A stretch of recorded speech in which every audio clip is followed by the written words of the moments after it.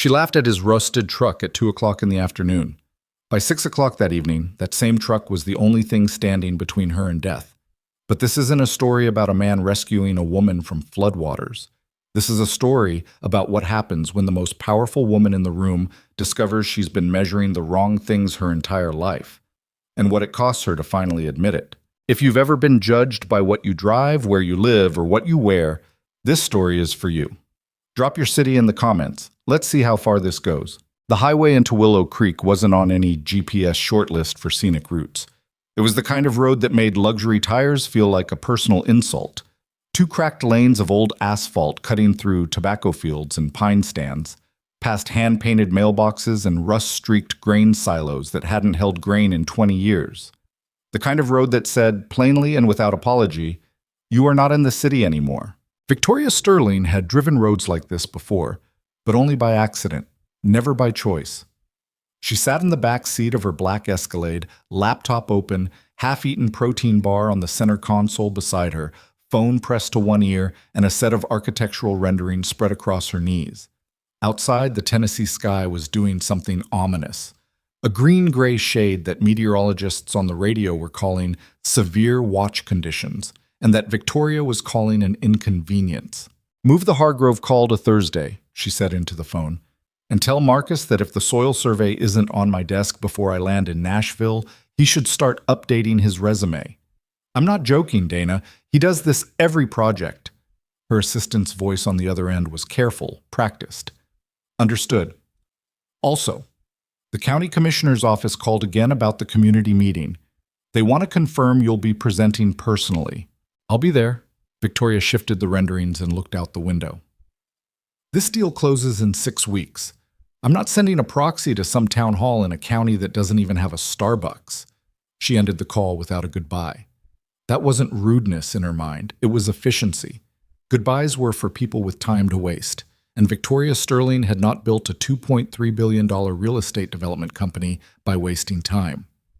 She was 30 years old. She had been on the cover of Forbes twice. She owned 3 properties and had slept a full 8 hours exactly 11 times in the past year because she kept a log. And she was, by any metric she trusted, winning. The Escalade pulled into the parking lot of a grocery store called Denton's Family Market on the edge of Willow Creek's main drag. The lot was cracked concrete with faded yellow lines, bordered by a hardware store on one side and what appeared to be a taxidermist on the other. A hand-lettered sign in the taxidermist's window read, "Deer Season Special, $120 full mount. Satisfaction guaranteed." Victoria's driver, a quiet man named Paul, who had learned to anticipate her silences, pulled into a space near the entrance. 30 minutes, she said, sliding out without looking up from her phone. "I need water, something with actual protein, and ideally coffee that isn't terrible." "Yes, ma'am." She was halfway to the entrance when she noticed it. The truck. It was parked 3 spaces down, a Ford F-150 that had to be at least 20 years old, maybe older. The bed had surface rust along every seam. The passenger side mirror was held in place with what appeared to be duct tape and optimism. The rear bumper had a crack running diagonally through it, repaired at some point with a bolt and a piece of angle iron that someone had welded on themselves. Badly. One of the tires was newer than the others. The contrast was almost funny. There was a faded sticker on the back windshield, a little girl's name in pink block letters. Lily. Below it, a soccer ball graphic that had been sun-bleached to almost nothing. Victoria stopped walking. She looked at the truck for a long moment. Then she laughed. It was a short sound, involuntary, the kind of laugh that escapes before you can decide if it's appropriate. She pulled out her phone, took a picture of it, the rust, the duct tape, the whole sad composition, and sent it to her friend Margot with a single caption. "Willow Creek, Tennessee. God help us." Margot replied in seconds. "Is that even street legal?" Victoria was still smiling when she pushed through the glass door into Denton's. She didn't see the man who owned the truck. He was in the next aisle over, standing in front of a wall of canned goods with a 7-year-old girl on the front of the cart, legs dangling, one shoe untied, eating a granola bar that hadn't been paid for yet. The man was reading the back of a soup can with the focused expression of someone who actually cared about sodium content. His name was Ethan Cole. He was 32 years old, 5'11", with the kind of hands that told a story before he opened his mouth, knuckles that had met concrete and rebar and hot wire casings, a scar along his right index finger from a conduit accident 6 years back. He wore a gray Henley that had been washed so many times the fabric was thin at the elbows, and work boots that had been resoled once already. He wasn't what anyone would call conventionally striking. His jaw had a little too much weight to it, and there were shadows under his eyes that didn't go away even on the mornings he managed 7 hours. He looked, if you passed him quickly, like background scenery, just a man in a grocery store.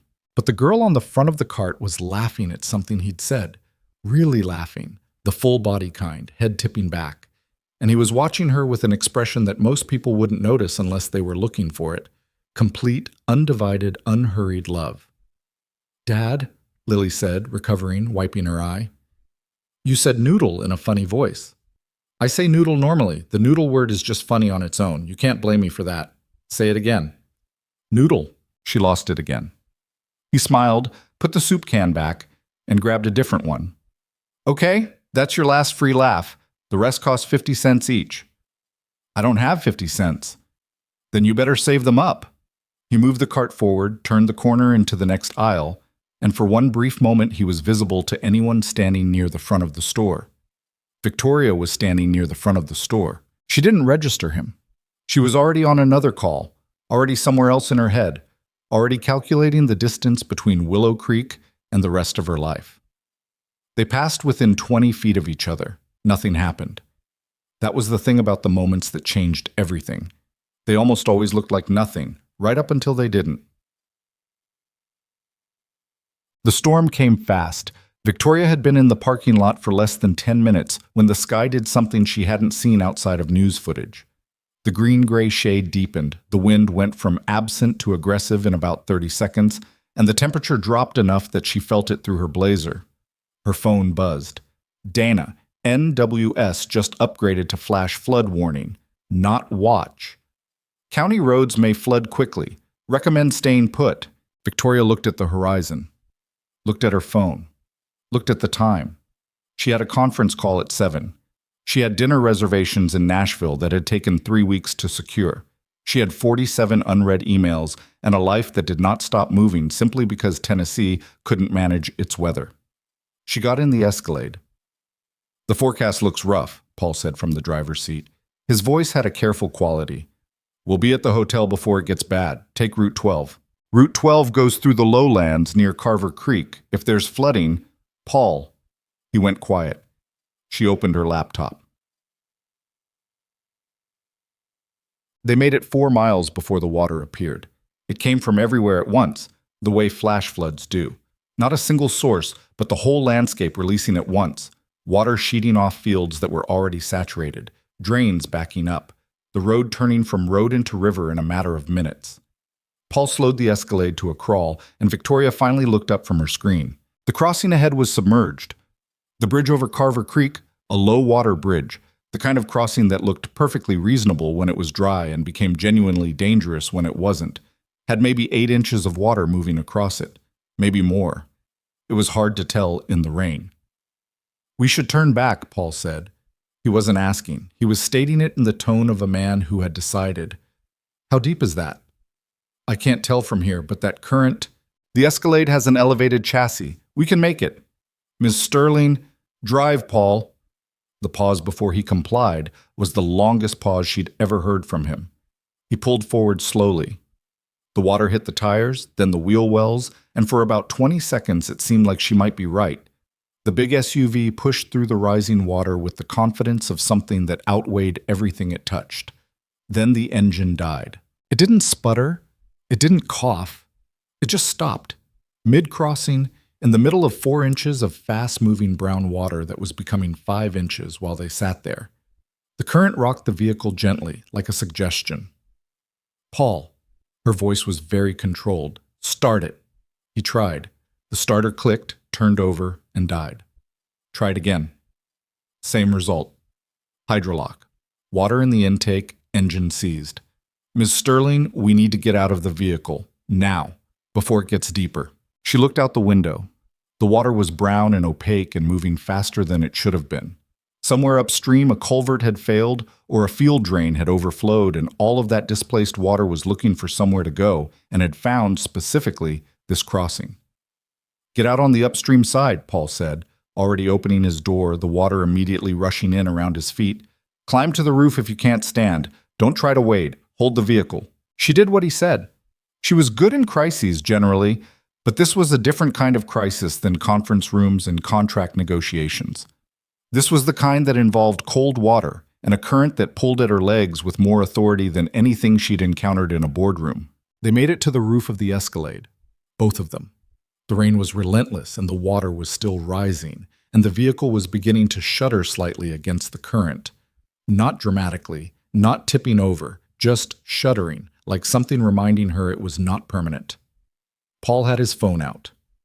Dead. She had hers. One bar, then none, then one again. She called 911, got a busy signal. Every line in the county tied up simultaneously with the same storm. She called Dana. I need you to contact emergency services in Harker County, Tennessee, Route 12 near Carver Creek Bridge. We are stranded on top of a vehicle in floodwater. I need... The call dropped. She tried again. Dropped again. The current pushed at the Escalade and the vehicle moved. Not much, maybe 2 inches, but it moved, and that was the moment Victoria Sterling understood, with complete and sudden clarity, that she was in genuine trouble. Not inconvenience trouble. Not PR trouble. Not the kind of trouble that could be solved by calling the right person and applying pressure.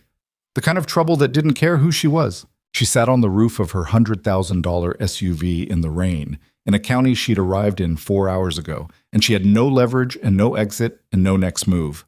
It was the most alone she'd felt in years. She heard it before she saw it. The sound of an engine, not a smooth engine, not the kind that announced itself with quiet confidence, but a laboring, grinding, working engine, the kind built before automotive engineers started optimizing for silence. A pair of headlights swung around the bend in the road 200 yards back, cutting through the rain and the failing light. The rust-covered truck she'd photographed 3 hours ago pulled up to the edge of the flooded crossing and stopped. The driver's door opened. A man stepped out into the rain without a jacket, walked to the edge of the water, and assessed the crossing with the unhurried attention of someone who had seen floods before and understood them. He moved along the bank for 30 feet in each direction, testing the ground with his boot, reading the current the way other people read menus. Then he got back in the truck. Victoria's stomach dropped. He's leaving. He's going to turn around and leave. The truck didn't turn around. It pulled forward, into the water. She watched it happen in something close to disbelief. The old Ford pushing into the flooded crossing at a slow, deliberate angle, not straight across but angled upstream, cutting into the current rather than fighting it head-on. The water climbed the tires, the wheel wells, reached the running boards, and the truck kept moving. Slowly, methodically. The engine note didn't waver. It took 4 minutes to reach her. The man stopped the truck with its passenger side facing her, the cab window already rolled down. He looked at her across the water with an expression that she couldn't read in the rain and the bad light. "You hurt?" he called. "No." She was shaking slightly. Cold, she told herself. Just cold. "Your friend?"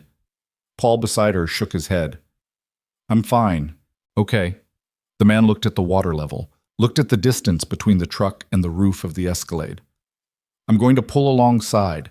Passenger door is unlocked. You're going to need to step down into the water. It's going to hit you about mid-thigh. And get to the door fast. Don't fight the current, just lean into the truck when you reach it. You understand?" "Yes," she said. "Go one at a time. You first." He pointed at her. "Your guy second." He looked steadier. The slight implication that she was the less steady of the two should have bothered her. It didn't. She was too focused on the water. She went in. The cold was immediate and aggressive. Nothing like a swimming pool. Nothing like anything she'd experienced voluntarily. The current hit her hips and pulled, genuinely pulled.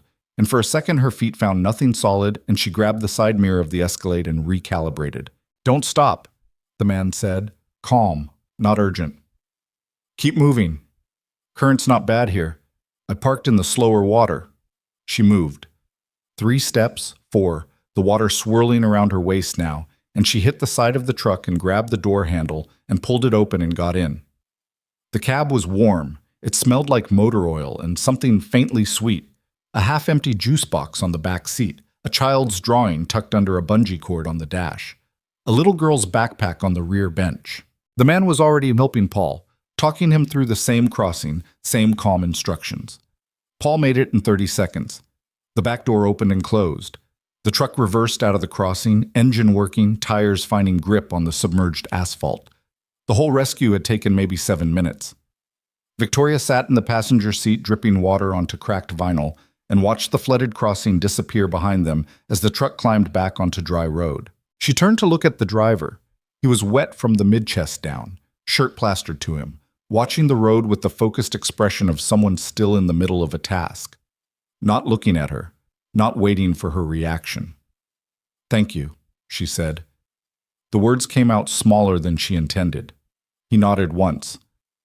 "There's a blanket in the back, behind the seat. Grab it. Eat." She found it. An old wool blanket, the kind with a pattern that had been washed into abstraction.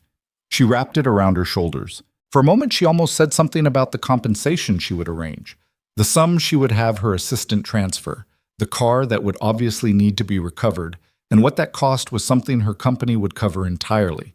All the things she was accustomed to using to immediately establish terms after an event that made her feel out of control. She didn't say any of it. She just sat there, wet and shaking slightly, and quiet, and watched the rain hit the windshield and the old wipers clear it away, imperfectly, leaving a streak on the driver's side that she suspected had been there for years. "Road's going to be clear about a half-mile up," the man said. "There's a motel on Morrison Street called the Birchwood.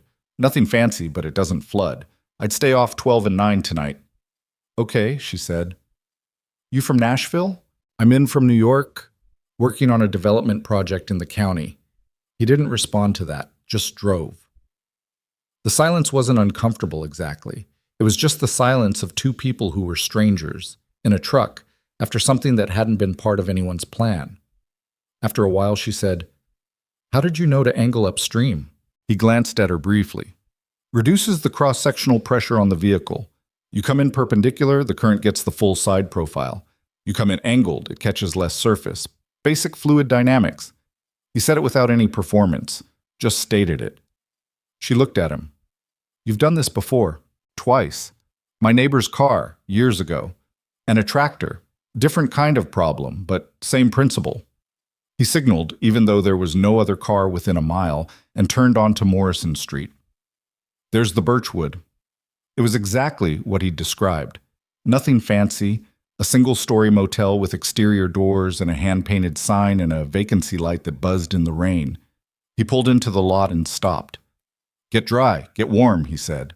"The temperature's dropping tonight." He looked like he was going to say something else. Instead, he turned and looked at Paul in the back seat. "You good?" "Yes, sir. Thank you." The man nodded. Victoria opened the door, got halfway out, stopped. "I want to compensate you," she said. "Properly. If you give me your information—" "I'm all right," he said. "That's not the point. What you just did was—" "There's an elderly woman on Hale Road whose house lost power 20 minutes ago," he said, not cutting her off exactly, but moving through her sentence like it wasn't there. "She's got an oxygen concentrator. I need to get there before her backup battery runs out." He checked his watch, a plain digital watch, the kind that sold for $15. "So I need to go." Victoria stood in the rain holding the door of his truck and looked at him.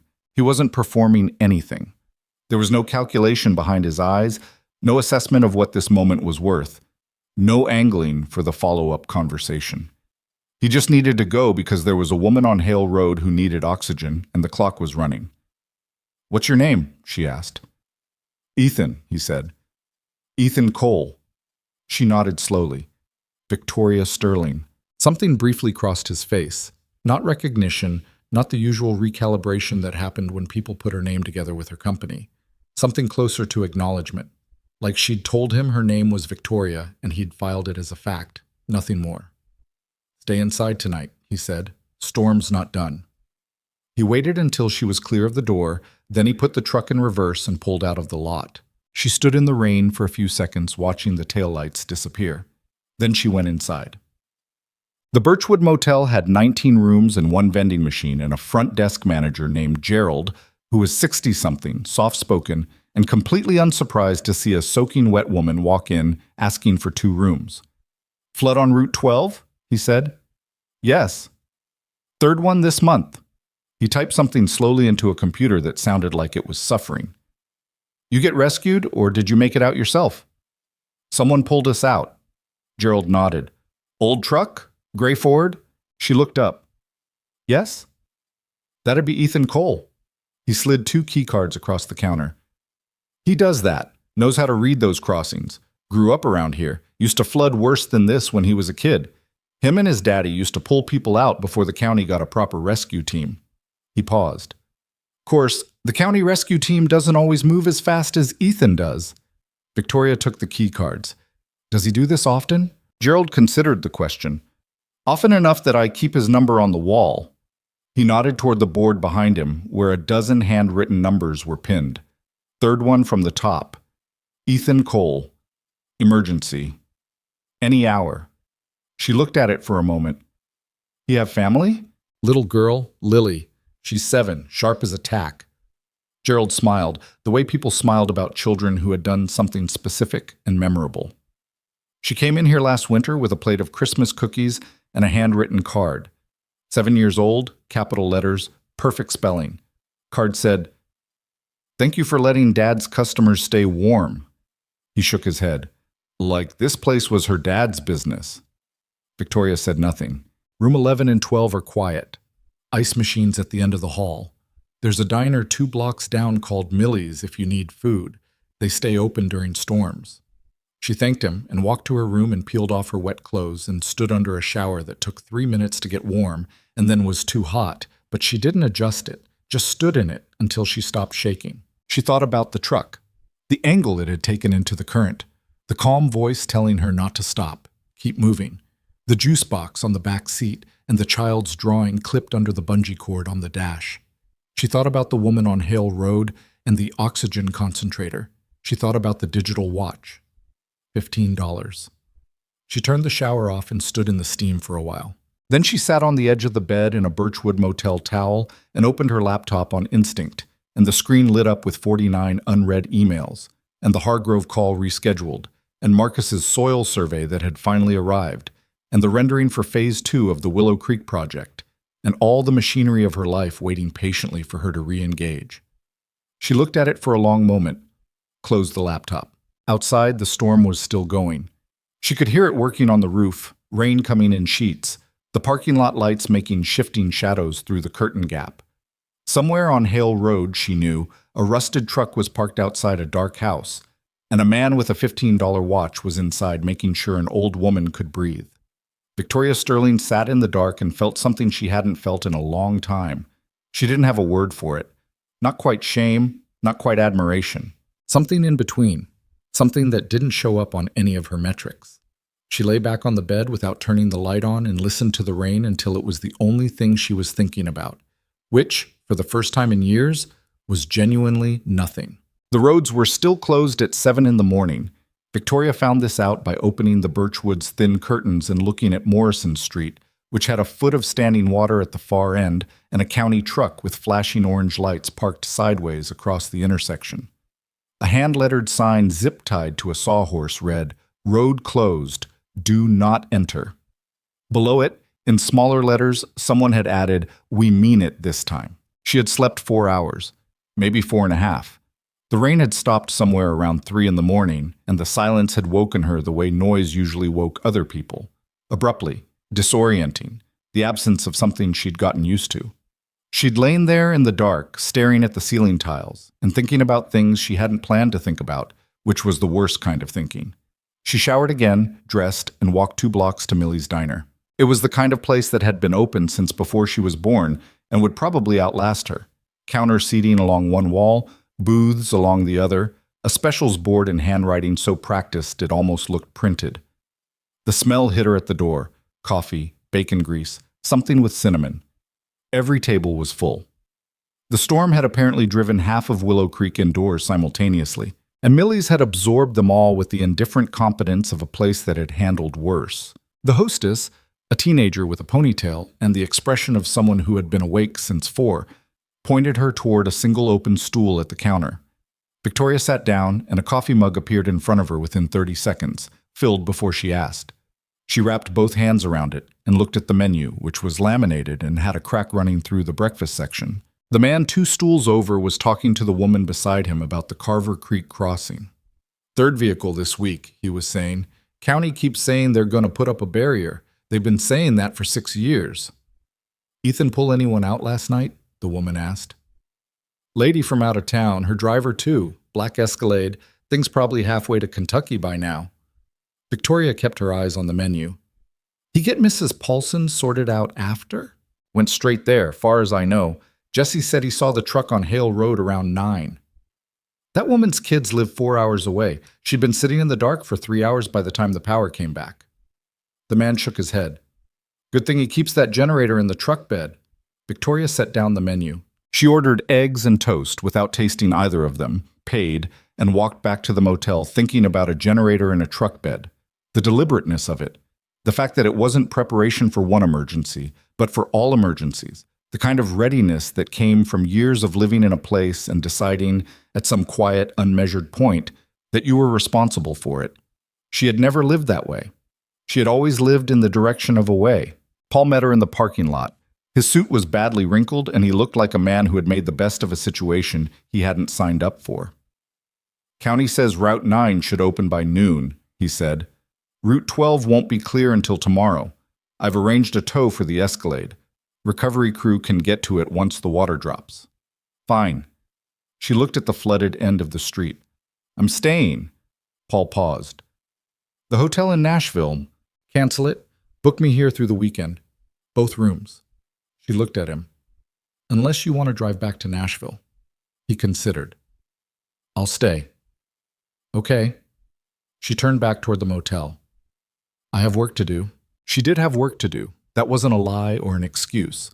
The Willow Creek Development Project, a $53 million mixed-use redevelopment of the county's former industrial corridor, was 6 weeks from groundbreaking and had the particular energy of something that looked clean on paper and was about to get complicated in practice. It always happened this way. The further you got from the spreadsheet and the closer you got to the actual ground, the more the complications emerged. She spent the morning on her laptop, going through the infrastructure assessment her lead consultant team had delivered 3 weeks earlier. It was thorough by most standards. Electrical grid capacity analysis, water and sewer load projections, traffic impact modeling. She'd read it once when it came in and approved it with 2 minor comments. Now she read it again, slowly, section by section, with the particular attention she brought to things that had recently made her feel stupid. By noon, she had 3 pages of handwritten notes, and a growing feeling of unease that she couldn't entirely pin down. The electrical section bothered her. Not obviously. There was nothing wrong with it on the surface. The numbers were internally consistent, and the methodology was standard. But there was something about the load projections for the northern residential section that felt off in a way she couldn't articulate. Like a piece of furniture that was slightly out of square. You couldn't identify the problem immediately, but you kept glancing at it. She circled it in red and moved on. Outside, Willow Creek went about the business of recovering from a flood. Chainsaws somewhere in the distance, the gurgle of drains clearing, the occasional truck moving slowly through the residual standing water. Through the window, she could watch Morrison Street return to itself, which it did with the unhurried efficiency of a place that had done this before. Around 2 in the afternoon, she saw Ethan Cole's truck pull into the lot across the street from Millie's. She watched him get out. He was wearing cleaner clothes today. Dark jeans, a flannel over a white t-shirt, work boots again. He had a 7-year-old girl on his shoulders who was holding a water bottle in each hand like she was carrying supplies into hostile territory. The girl was saying something animated that involved gesturing with both water bottles, which made the whole enterprise precarious, and Ethan was holding her ankles with both hands and tilting his head back to listen to her. They went into the hardware store next to Millie's. Victoria was at the window for a moment longer than she needed to be. Then she grabbed her jacket. She wasn't sure what she was doing exactly. She told herself she needed to speak to him, which was true, about compensation, about the recovery of her vehicle, about the practical matters that needed to be addressed. That was the frame she used. It was mostly accurate. She pushed into the hardware store and found him in the electrical aisle. Of course he was in the electrical aisle. He was reading the label on a circuit breaker, and Lily was sitting on the bottom shelf of the display rack eating crackers from a small bag, swinging her legs. She had her father's eyes. That particular quality of attention, watchful and without hurry. "Hi," Lily said, noticing Victoria first. Ethan looked up. Something crossed his face. A mild recalibration. Nothing dramatic. He didn't seem surprised. Small towns had a way of making coincidence feel inevitable. "Miss Sterling," he said, "I'm sorry to interrupt." She hesitated in the aisle in a way she was not accustomed to hesitating. "I wanted to thank you again, properly. Last night was—" She stopped. "I owe you."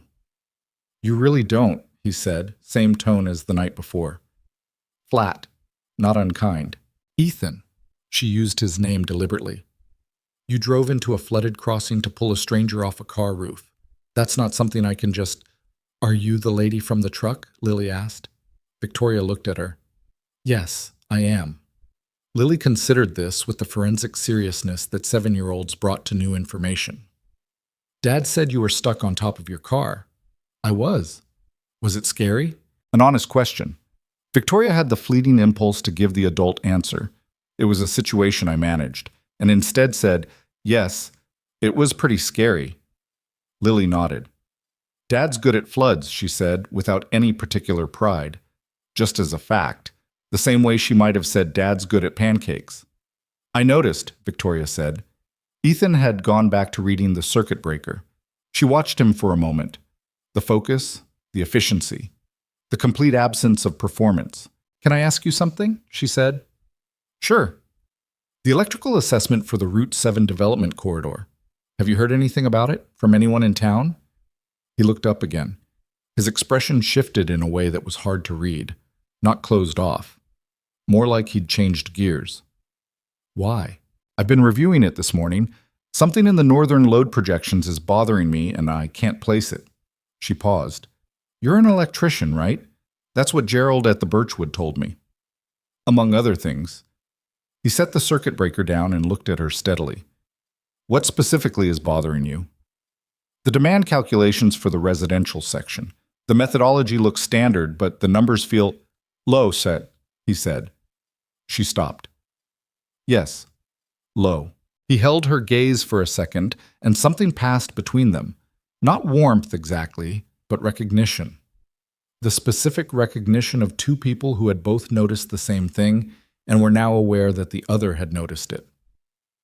"They used a 15-year-old load table," he said. "Standard residential demand factors from 2009.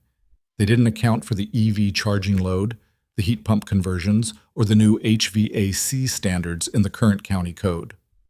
Victoria went still. "How do you know that?" "Because I pulled a permit last spring for a house on the northern end of that corridor and the substation capacity numbers didn't add up. So I looked at what the county was working from." He picked up the circuit breaker again, turned it over once, put it in the small basket hanging from his forearm. "Your consultants probably used the same source material the county gave them. It's not wrong. It's just old." She stared at him. "So if we build to that spec, you'll be fine for 2 years, maybe 3, he said. "Then the grid starts struggling. Rolling brownouts in high-demand periods. By year 5, you've got real problems." He shifted the basket to his other arm. "The substation on Fletcher Road is already running at about 78% capacity on summer peak days. Add 400 residential units and a commercial district, and you're over 100% in July." "My consultants cost $400 an hour," Victoria said. She wasn't sure why she said it. "I know," he said. He didn't say it to wound. He just knew. Lily finished her crackers, folded the bag precisely, and put it in the front pocket of her little jacket. "Dad, can I get the peanut butter crackers too?" "You just had crackers." "Those were the regular ones." "The peanut butter crackers are the same crackers with peanut butter." "That's what makes them different, Dad." He looked at her. She looked back with an expression of absolute reasonableness. He reached into his pocket and held out 2 quarters without looking away from Victoria. Lily took them and slid off the shelf and disappeared around the end of the aisle. "I'd like to sit down with you," Victoria said. "Properly, if you're willing." He was quiet for a moment. "I'm not interested in a consulting contract," he said, "if that's where you're heading." "I'm not heading anywhere specific," she said, which was partially true. "I just think you know things about this town's infrastructure that my team missed, and I'd like to understand what I'm working with." He studied her. It was a longer look than most people gave her. People usually looked at Victoria Sterling and made up their minds quickly, one direction or the other. Ethan Cole looked at her the way he'd looked at that flooded crossing, like he was reading something before he decided how to proceed. "I pick Lily up from school at 3:30, he said finally. "After that, we've got dinner. But there's a public works meeting at the rec center tonight at 7 about the storm damage. Half the people who'll be there have opinions about the Route 7 project. If you want to hear what the town actually thinks, that's where to be." "I'll be there," she said. He nodded once and moved down the aisle. She stood there for a moment, holding nothing, having come in to say thank you, and having instead learned something that was going to cost her a significant amount of money to fix, and an uncomfortable conversation with a consultant firm she paid a lot of money to not miss things. Lily reappeared at the end of the aisle holding peanut butter crackers. She looked at Victoria. "Are you staying in Willow Creek?" "For a few days, yes." "The Birchwood?" "Yes." Lily seemed to weigh this. "Gerald has a cat," she said. "His name is Biscuit. He lives under the front desk. You can pet him if you ask nicely." She paused. "Some people don't ask, and then Biscuit scratches them." "I'll remember that," Victoria said. Lily nodded, satisfied, and went to find her father. Victoria walked back out into the pale afternoon sunlight and stood on the sidewalk for a moment. She had been in Willow Creek for less than 24 hours. She had nearly drowned in a county road crossing. She was sleeping in a 19-room motel with a vending machine and a cat named Biscuit.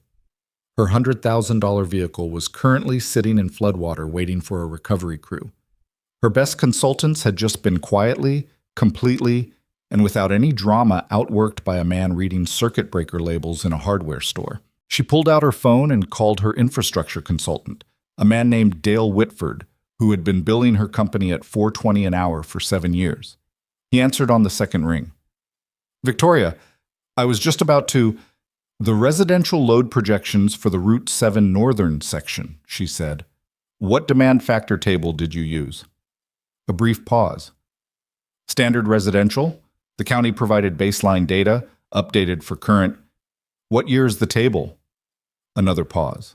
Longer. "Dale," she said, "I'd have to check with the team." "Check," she said. "Call me back in 30 minutes. She hung up and looked down the street toward the Birchwood, where Paul was probably sitting in his room watching the news and trying to look useful. 40 minutes later, Dale called back and told her, with the careful tone of a man constructing a defense, that the baseline load table had been sourced from county documentation dated 2009, and that while the data was within acceptable industry practice for preliminary assessments, a more current revision would naturally be recommended before final construction spec approval. Victoria listened to all of it without interrupting. Then she said, "How much to redo the electrical section with current data?" "For a full revised analysis, probably 8 to 10 weeks, and 3 weeks," she said. "I'll pay the overtime. I want the revised numbers before the town council meeting." She paused. "And Dale, this doesn't leave the team. I'll handle the public-facing questions about the timeline change." She hung up before he could tell her what he thought of the timeline. Then she sat down on the bench outside the Birchwood and looked at the sky, which was washed clean by last night's rain and was now the particular bright blue that only existed in the hours after a storm. She thought about a man who read circuit breakers in hardware stores and pulled generators from truck beds and didn't ask for anything. She thought about the word old applied to a load table the way he'd said it, not as an accusation, not as a performance of expertise, but as a simple fact about the world that she happened not to have known yet. She had built her company on being the smartest person in her rooms. She hired smart people. She asked hard questions. She didn't miss things. That was her identity as much as anything else she carried. She had missed this. Not because she wasn't smart, because she had never needed to stand in this particular place, in this particular town, with this particular knowledge. The distinction mattered to her, and also didn't matter at all. She went back to her room and worked until 6, then put on dry clothes and walked to the Willow Creek Recreation Center on Oak Street, which was a brown brick building with a marquee sign out front that currently read, Public Works Meeting Tonight, 7 p.m./Youth Soccer Tryout Saturday, 9 a.m./Congrats Bees on their Spelling Bee win. The meeting room smelled like folding chairs and old coffee. About 60 people were already inside, which seemed like a significant fraction of the town's engaged population. They ranged from retirees to young parents with kids on their laps, farmers in work clothes to a pair of city council members in button-downs. A projector screen at the front showed a county flood map with yesterday's affected roads highlighted in red. She took a seat near the back, which she had learned was tactically better than the front in settings where she was not yet trusted. She had her notebook. She watched. The meeting was run by a county works manager named Bert, who was bald and patient, and had the specific energy of a man who had run many such meetings and had learned that the first 40 minutes were for people to say what they needed to say before anyone started solving anything. He let the room go through its frustrations. The Carver Creek crossing barrier that had been promised for years, the drainage problem on the south side of the industrial corridor, the storm alert system that had apparently sent its automated warning text 18 minutes after the worst of the flooding had already started. When the Route 7 development project came up, and it came up fast, maybe 20 minutes in, from a woman in her 50s in the third row who clearly had opinions she had been saving for a public forum, the room shifted. The concern, the woman said, standing without being called on, is that nobody from Sterling Development has actually sat in this room and listened to the people who live here. They've had consultants and surveys and county liaisons, but that's different. That's paper. There was a rumble of agreement. The project's going to bring construction traffic on roads that are already struggling, said a man near the window. My shop's on the corner of Route 7 and Mills. I've already got issues with vibration from the trucks going by. At a construction corridor for 18 months, and I don't know if my foundation survives it. More agreement, Victoria wrote in her notebook. Not defensively. She was writing because she hadn't known about the shop on Route 7 in Mills, and she should have. And it was the kind of thing that her consultants also hadn't noted because they had been looking at the project from the outside in. The meeting went for 90 minutes. She didn't speak. She didn't introduce herself, though she suspected at least a few people in the room knew who she was.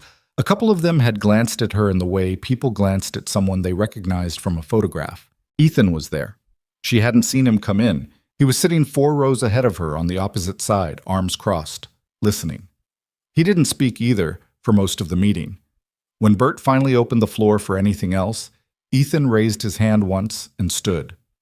The Route 12 crossing, he said. We've been asking for a barrier for 3 years. Last night was the 4th rescue from that crossing in 2 years. I'm not always going to be the nearest person. Bert wrote something down. We've submitted the request twice to the State Infrastructure Fund. We're in queue. Can we escalate it? Ethan asked. Not aggressive, just direct. I can put it back in front of the commissioner. Bert said it like a man who was going to actually do it. It'll go to the November cycle at best. November, Ethan repeated. I know. Ethan sat down. He didn't look satisfied. He looked like a man who had heard November when he meant now and was deciding how to live with that gap. Victoria wrote, Route 12 crossing barrier, bypass state queue, direct county funding option. She underlined it. After the meeting, people stood around talking in the way of communities that used public events as social occasions. Victoria was getting her jacket when she heard a voice behind her. You came, Ethan. He was carrying Lily, who had apparently been at the meeting this whole time. She'd been sitting with an older woman 2 rows back and was now fully asleep against her father's shoulder, her small face mashed against his jacket collar, mouth slightly open. You brought her, Victoria said, nodding at Lily. Babysitter had the same flooding issue everyone else did. He shifted Lily's weight slightly. She's fine. She sleeps through anything.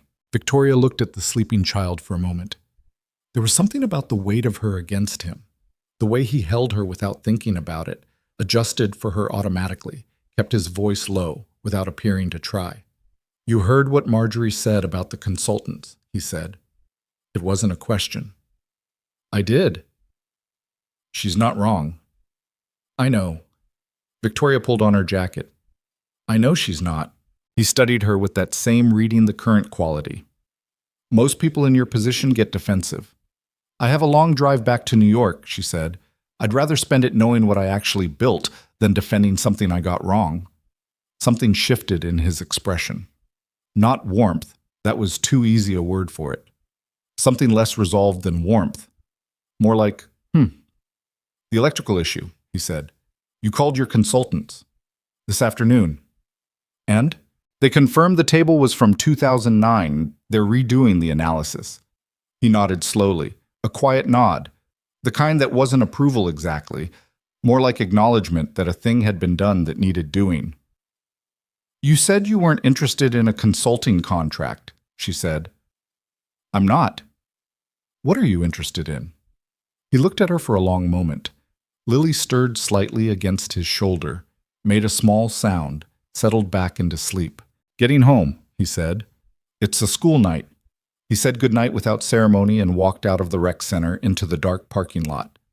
Victoria stood in the emptying room for a moment, her notebook under her arm and her jacket half-zipped, watching the door he'd gone through. She walked back to the Birchwood alone. Gerald was at the front desk. Biscuit was under it, a gray tabby of considerable age and self-possession, visible only as two reflective eyes in the shadow beneath the counter. How was the meeting? Gerald asked. Informative. She paused. Gerald, how long has Ethan Cole lived here? Gerald thought. Born here. Left for college. Engineering school somewhere up north, one of the good ones. Came back maybe 6, 7 years ago. He straightened some papers. Lily was just a baby when he came back. Her mother wasn't...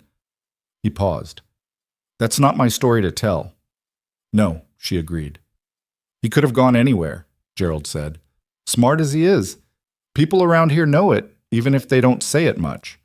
Men like Ethan, they don't need the saying. She went to her room and sat at the small desk by the window with the infrastructure report open in front of her. She read the electrical section 3 more times. Then she opened a new document and started writing notes. Real notes, the kind she wrote when she was trying to understand something rather than manage it. What the load table missed. What it would take to fix. What the substation on Fletcher Road could and couldn't handle. What questions she needed to ask that she hadn't known to ask a week ago. She wrote for 2 hours. At 11:30 she stopped and looked at what she had. It was a mess. It was incomplete. It had arrows pointing in 3 directions and margins full of questions she couldn't answer. But it was closer to true than anything her consultants had given her. Outside, Willow Creek was quiet. The last of the storm's water was finding its way to wherever water went, and the streets were empty. And somewhere on the other side of this small town, a man was putting a sleeping 7-year-old to bed in a house she hadn't seen, living a life that didn't look like anything she'd been taught to want. She closed the document and turned off the light. She didn't fall asleep quickly. But when she didn't think about the project. She found out about his past on a Thursday morning, from a woman she hadn't planned to meet. The roads had cleared by Wednesday. Route 9 opened first, then Route 12. The county had put up temporary barriers at the Carver Creek crossing, while the permanent solution worked its way through November's funding cycle, which Victoria had already decided was not going to be November if she had anything to say about it.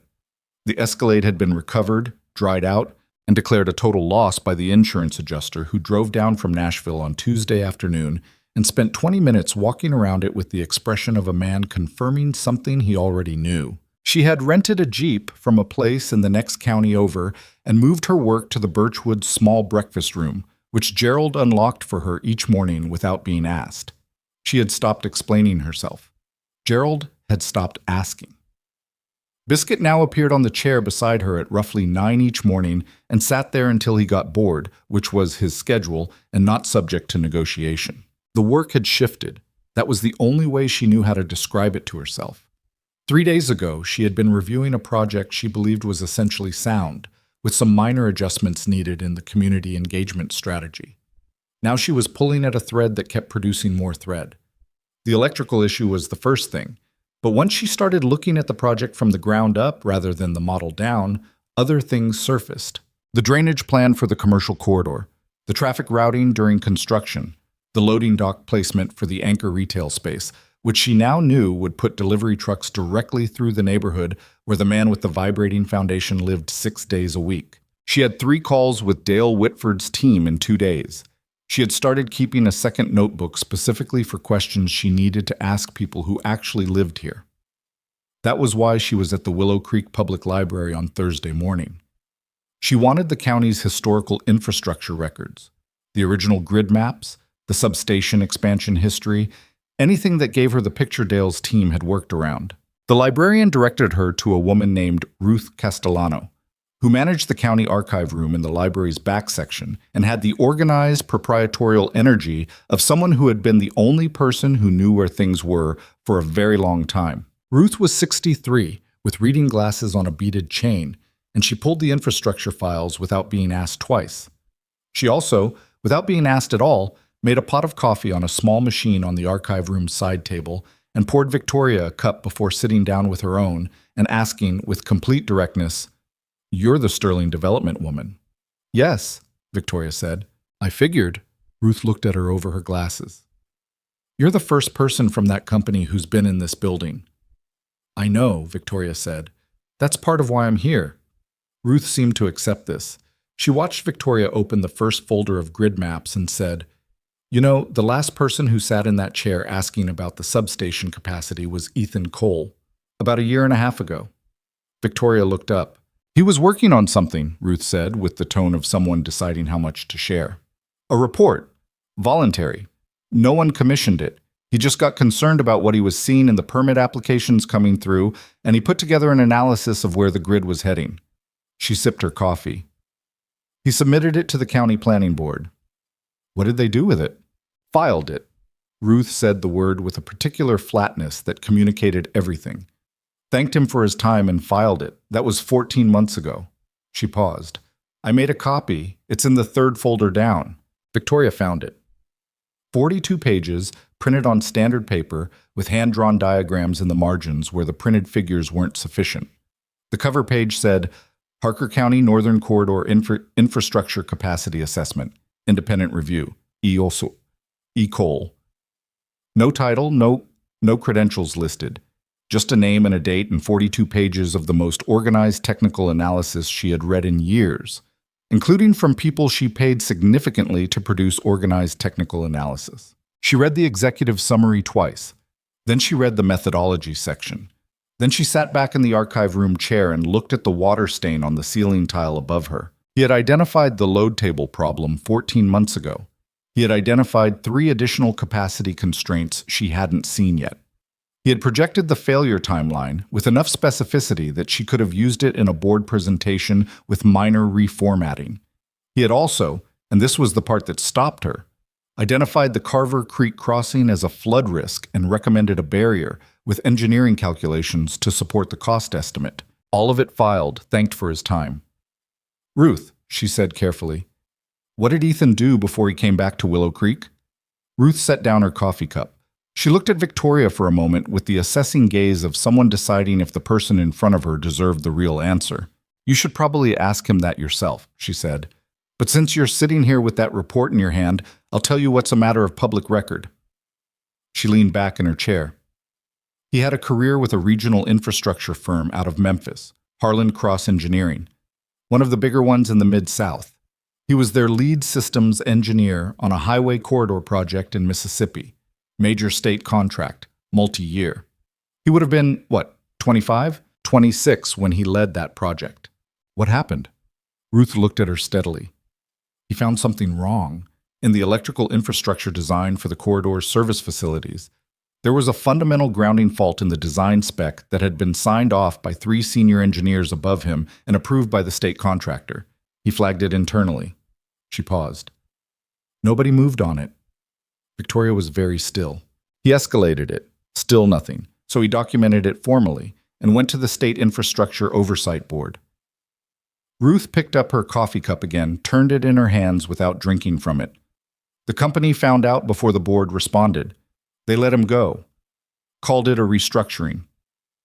The word came out with a specific bitterness that said Ruth had an opinion about corporate restructurings. 30 days later, there was an incident at one of the service facilities on that corridor. Electrical fault. 2 maintenance workers were hurt. Badly hurt. One of them had permanent damage to his hands. The archive room was very quiet. The Oversight Board investigation confirmed Ethan's original finding, Ruth said. The grounding fault was exactly what he'd said it was. Harlan Cross paid a settlement. The state fined the contractor. Everyone involved got to move on.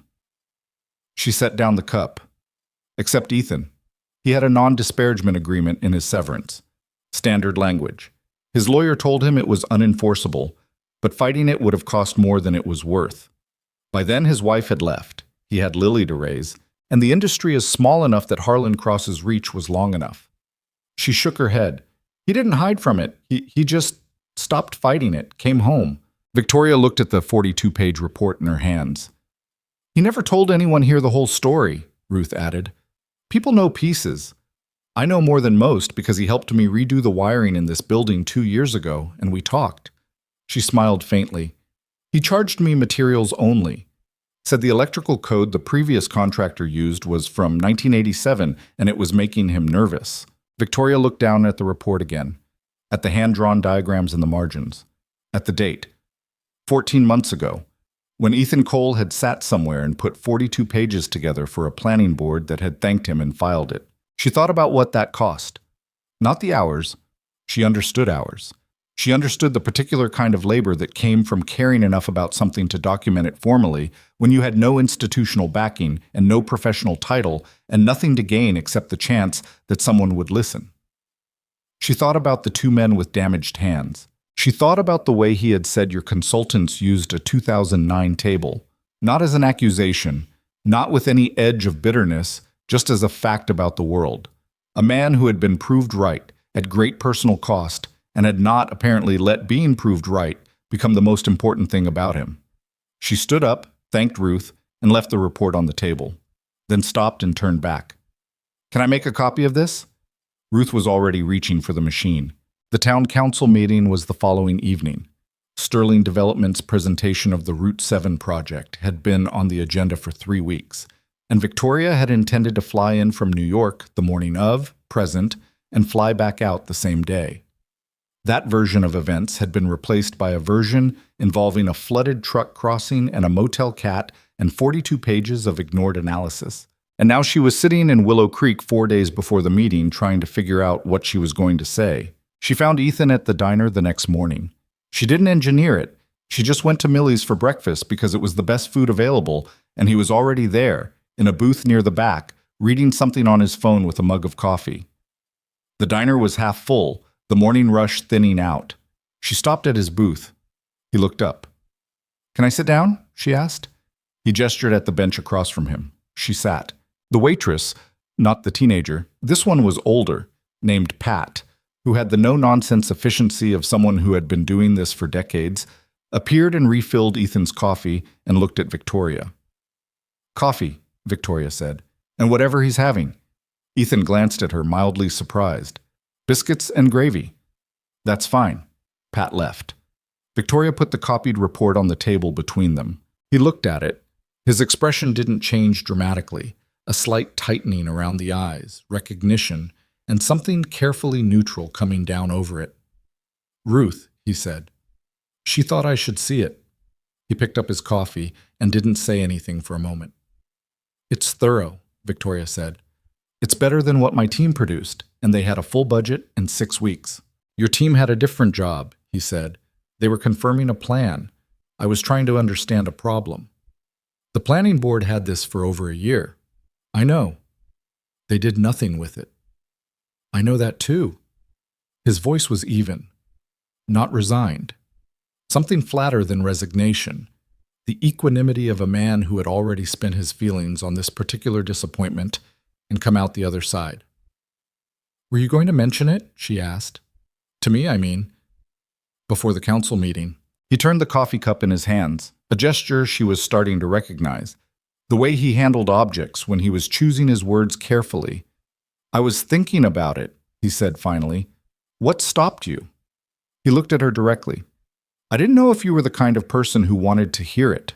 The honesty of it was a little jarring, not unkind, just unfiltered in the way that people were when they had spent enough time outside corporate culture to forget its particular conventions of tactful indirection.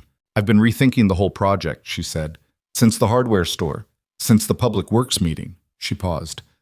This report is one piece of it, but there's more.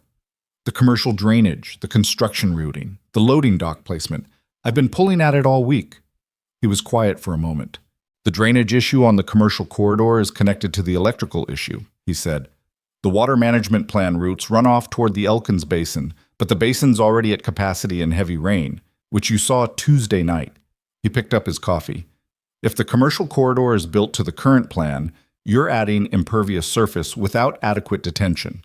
First significant rain event after opening, you've got water in the lower storefronts, Victoria wrote in her notebook. How significant a detention modification? Depends on what you're willing to do with the green space allocation in Phase 2. There's a strip along the eastern edge of the corridor. It's currently earmarked for surface parking. If you convert 40% of that to a bioretention system, you solve the detention problem and you end up with something that looks better than a parking lot. He set down the cup. I drew it out about 8 months ago, when I heard about the project. She stared at him. You drew it out? I was curious. Where is it? He pulled out his phone, scrolled for a moment, and slid it across the table to her. A sketch. Not a professional rendering, just a clean hand-drawn diagram with dimensions noted along the margins in small, precise numbers. The eastern strip of the corridor divided into parking sections and planted bioretention cells with overflow routing marked. It was immediately legible. It was also, she realized within 30 seconds of looking at it, correct. Pat appeared with 2 plates of biscuits and gravy, refilled the coffees, and disappeared again without a word. Victoria put Ethan's phone down and looked at him. Why haven't you brought any of this to the county formally? She asked. Beyond the report you filed. Why haven't you been in those council meetings, standing up and saying these things? Something moved across his face. I did, he said, 3 years ago. Before the project was officially announced, when it was still rumors and land purchases. I went to the county commissioner and asked for a meeting. I put together a preliminary brief. He gave me 20 minutes and told me the project was going to bring jobs and tax revenue and that my concerns were noted. The careful evenness in his voice had a seam in it now, something underneath. After Harlan Cross, I spent a year fighting through official channels for something that was obviously true. I was right. And I lost anyway. Lost the job, lost the marriage. She couldn't take the uncertainty, I don't blame her. Nearly lost the ability to work in my field. He picked up his fork and looked at it rather than her. There's only so many times you go back to the well that's been dry. The diner noise went on around them. Other conversations, the clatter of dishes, Pat calling an order back to the kitchen. Normal sounds of a normal morning. I'm not the county commissioner, Victoria said. He looked at her. I'm not a state infrastructure board. I'm not Harlan Cross. She kept her voice level because she could tell that anything that sounded like a speech would close him off. I'm a developer who built a plan on bad data and is now sitting across from the person who has the better data. That's a different situation. He studied her for a long moment. You're going to present tomorrow night, he said. It wasn't a question. Yes. What are you going to say? I don't know yet, she said honestly.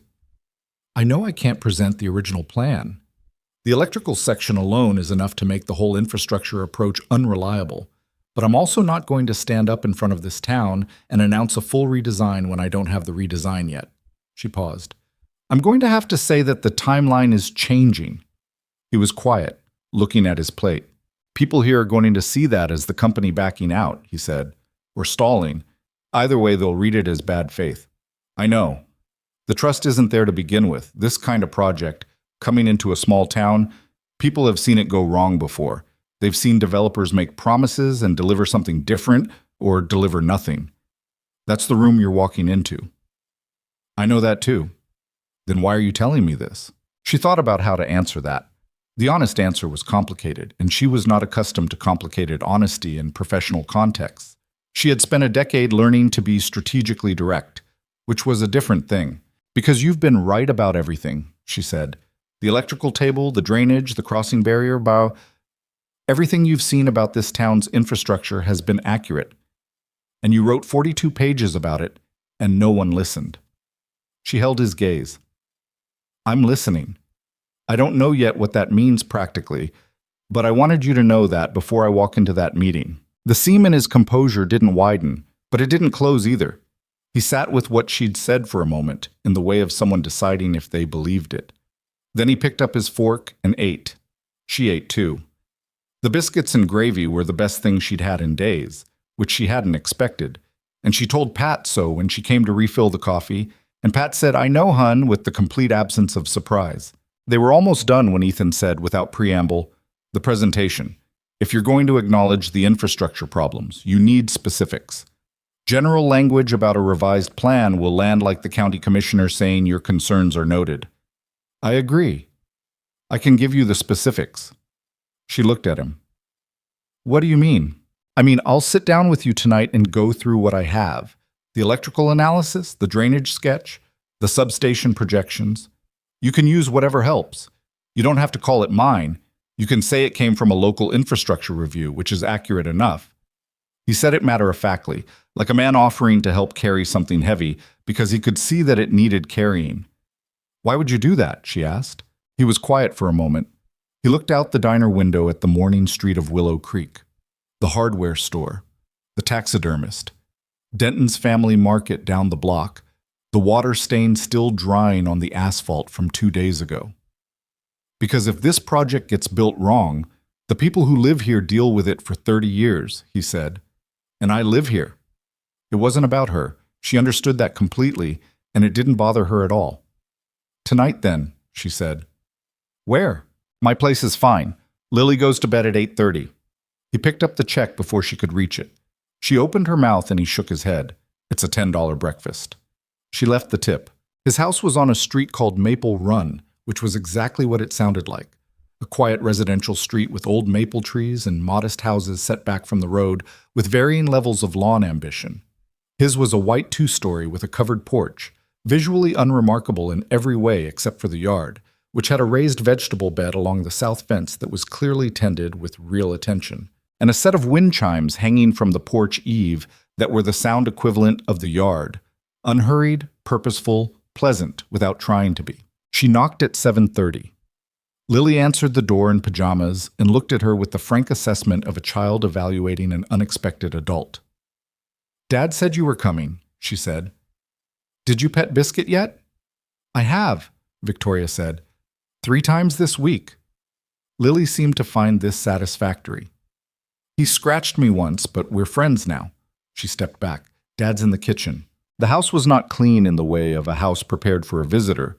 It was clean in the way of a house where someone kept things orderly out of habit, dishes done, surfaces clear. But Lily's school backpack on the chair by the door and a half-finished drawing on the coffee table and a row of small sneakers lined up with the particular imprecision of a child who understood the concept of a shoe line but was still negotiating the execution. Books on the shelf had been read and replaced without attention to size order. A plant on the windowsill had gotten overgrown and been roughly cut back and was now making a patchy comeback. It was a real house. She had been in many houses that were not real, that were composed and photographed and presented as evidence of a particular kind of life. This was not that. Ethan was at the kitchen table with 2 mugs of coffee already poured and his laptop open beside a spread of printed papers and hand-drawn diagrams. He looked up when she came in. "Sit anywhere." She sat across from him. Lily appeared in the doorway long enough to ask if Victoria wanted crackers, and when told no thank you, disappeared back toward the living room with her own crackers and a book. "She's up late," Victoria said. "She knows when she needs to go to sleep," he said. "Usually better than I tell her." He turned the laptop toward her. "Start here. This is the substation load model I built last spring."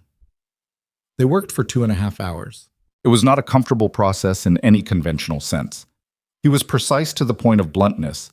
When she misunderstood one of his diagrams and summarized it incorrectly, he corrected her without softening it, and she found she preferred that to the elaborate diplomatic rephrasing her consultants used when correcting her. He expected her to keep up, which she mostly did, and when she didn't, she asked directly, and he explained without condescension. She learned things she hadn't known to look for. The sequence of the failures wasn't just electrical. It was a cascade. Overloaded grid leading to brownouts, leading to HVAC failures in summer, leading to public health stress on the same infrastructure everyone was already using. He had modeled it out 4 years. The model wasn't pessimistic, it was just complete. He also showed her something she hadn't anticipated, a version of the Route 7 corridor redesign. Not detailed, not engineered to spec, but enough to understand the direction. How the eastern parking strip could become retention, where a secondary substation connection could be routed without major disruption to the Phase 2 timeline. How the loading dock could be repositioned 80 feet north to remove the vibration issue on the residential corner. It was an elegant version of the project, not perfect, not without trade-offs, but better, in every dimension that mattered to the people who lived here, than what she had approved 6 weeks ago. At 10:15, Ethan looked at his watch and stood up to check on Lily, who had, it turned out, fallen asleep on the couch, with her book open on her chest and her crackers half-eaten on the cushion beside her. He stood in the living room doorway for a moment, looking at her with that expression Victoria had seen in the grocery store, the one that stopped her then and stopped her now. Then he came back to the kitchen, picked up his coffee mug, found it empty, and refilled it from the pot. "Tomorrow night," Victoria said, "I want to acknowledge the infrastructure gaps and propose a redesign process that incorporates the corrections. I'm going to tell them the timeline is moving. I'm going to tell them why." She paused. "And I want to tell them that the corrections came in part from local knowledge, without naming you if you want." He was leaning against the kitchen counter with his mug. He thought about it. "Name me," he said. She looked at him. "If you're using the analysis, name where it came from," he said. "Otherwise, it's just a company saying it found its own mistakes, which nobody's going to believe. It might put you in an uncomfortable position with some people in town." "I live here," he said, with the same flatness he'd used at the diner. "I'm already in a position." She nodded. "Okay." She gathered her copies of his diagrams and slid them into her folder. She stood. He walked her to the door the way people did in houses where hospitality was a habit rather than a performance. On the porch, she stopped. "Can I ask you something that isn't about the project?" she said. He waited. "The day I arrived, in the grocery store parking lot." She held his gaze. "I laughed at your truck." He was very still. "I took a picture of it, sent it to a friend, made a joke." She said it straight. No dramatics. "I want you to know I know that." He looked at her for a moment. His expression was not what she expected. Not wounded, not satisfied by the admission, not warm with forgiveness. "I know you did," he said. It took her a beat. "How?" "Small town." A brief dry thing crossed his face that was almost a smile. "Gerald told me Tuesday." She stood on his porch and felt something she was going to have to sit with for a while. "I'm sorry," she said. He nodded once, accepted it without elaborating. That was all. She walked down the porch steps into the cool night. Behind her, the wind chimes moved in the dark, making their unhurried sound.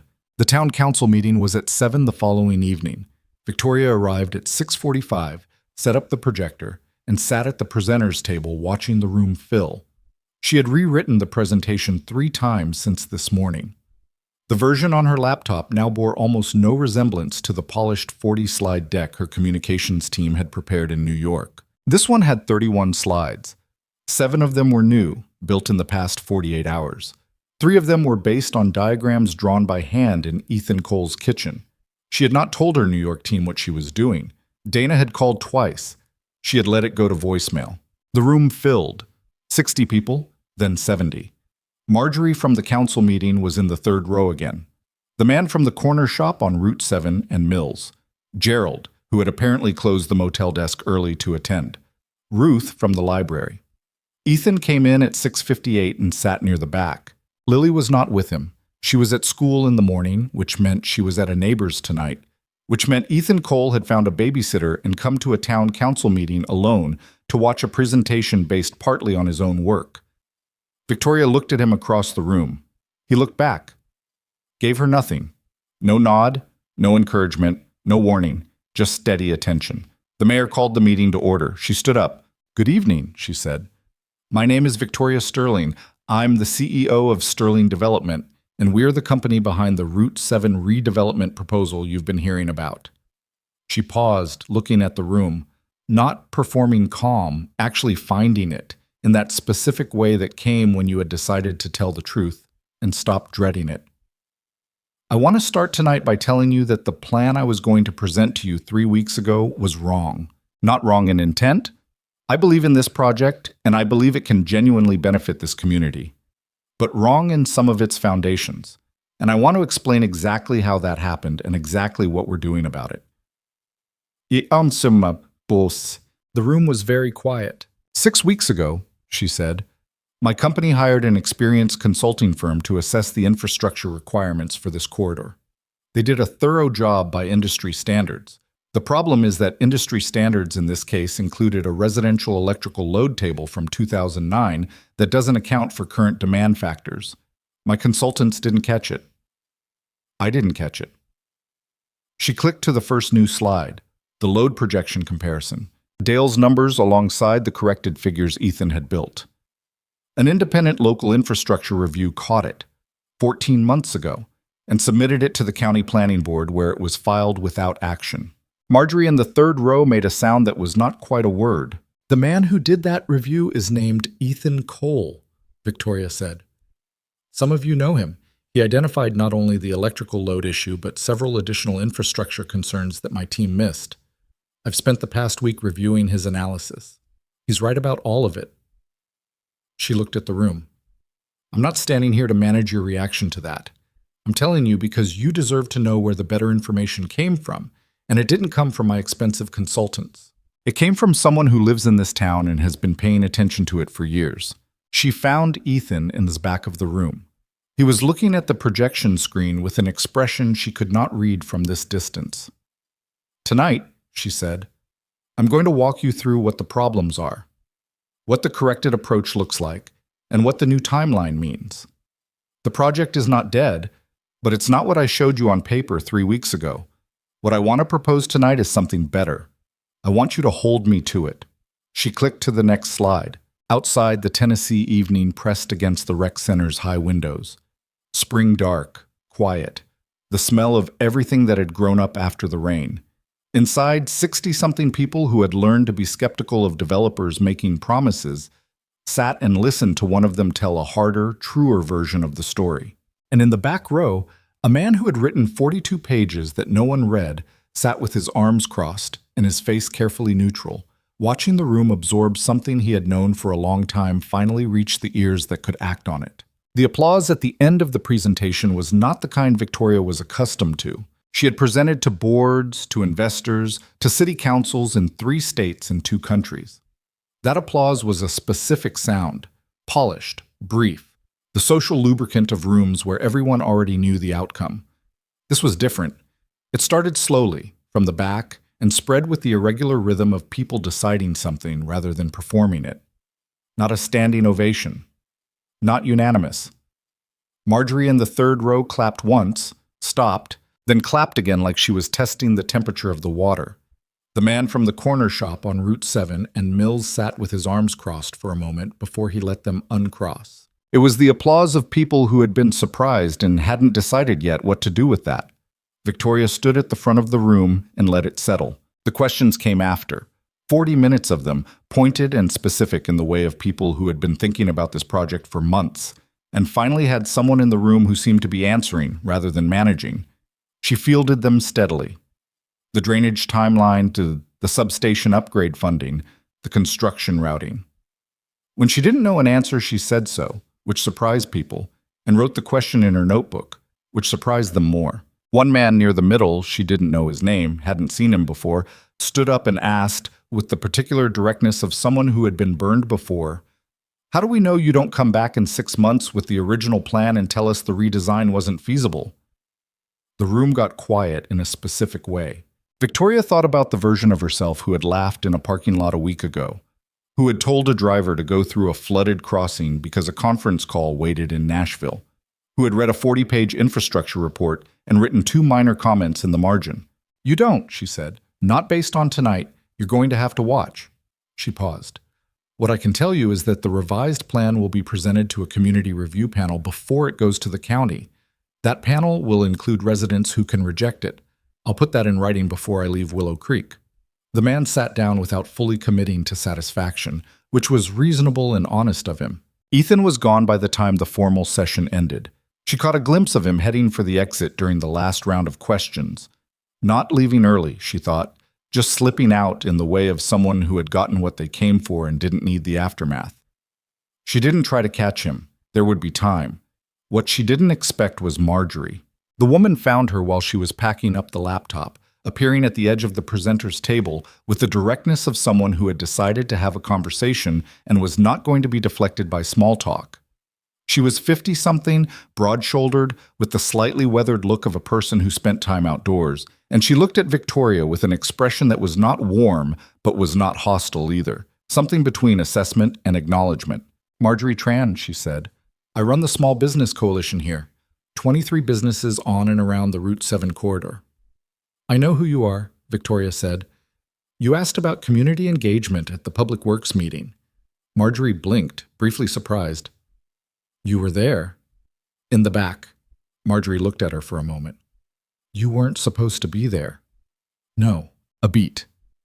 Then something shifted in Marjorie's face. Not warmth, but recalibration. She picked up one of the printed summaries from the table, the one with the revised timeline and the community review panel language. She scanned it. "This review panel," she said. "Who picks the residents?" "I was thinking the coalition nominates candidates and the county certifies them." Marjorie looked up. "You were thinking that, or you decided that tonight because I'm standing here?" "I decided it 3 days ago," Victoria said. "Tonight I said it out loud." Another beat. "All right," Marjorie said. She folded the summary and put it in her jacket pocket. "I'm going to hold you to this with both hands." "I expect you to." Marjorie left without further ceremony. Gerald was by the door talking to someone from the county works department.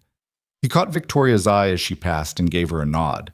A small, specific nod, the kind that said, "That went better than it might have." She gave him one back. Outside, the parking lot was emptying in the cool spring dark. She sat on the hood of the rented Jeep for a few minutes, which was not something she did generally, sitting on car hoods in parking lots without a task in front of her. But the night was clear after a week of storms, and the stars above Willow Creek were the particular dense and serious kind that didn't exist in New York, and she was tired in a way that was different from her usual tired. Not depletion.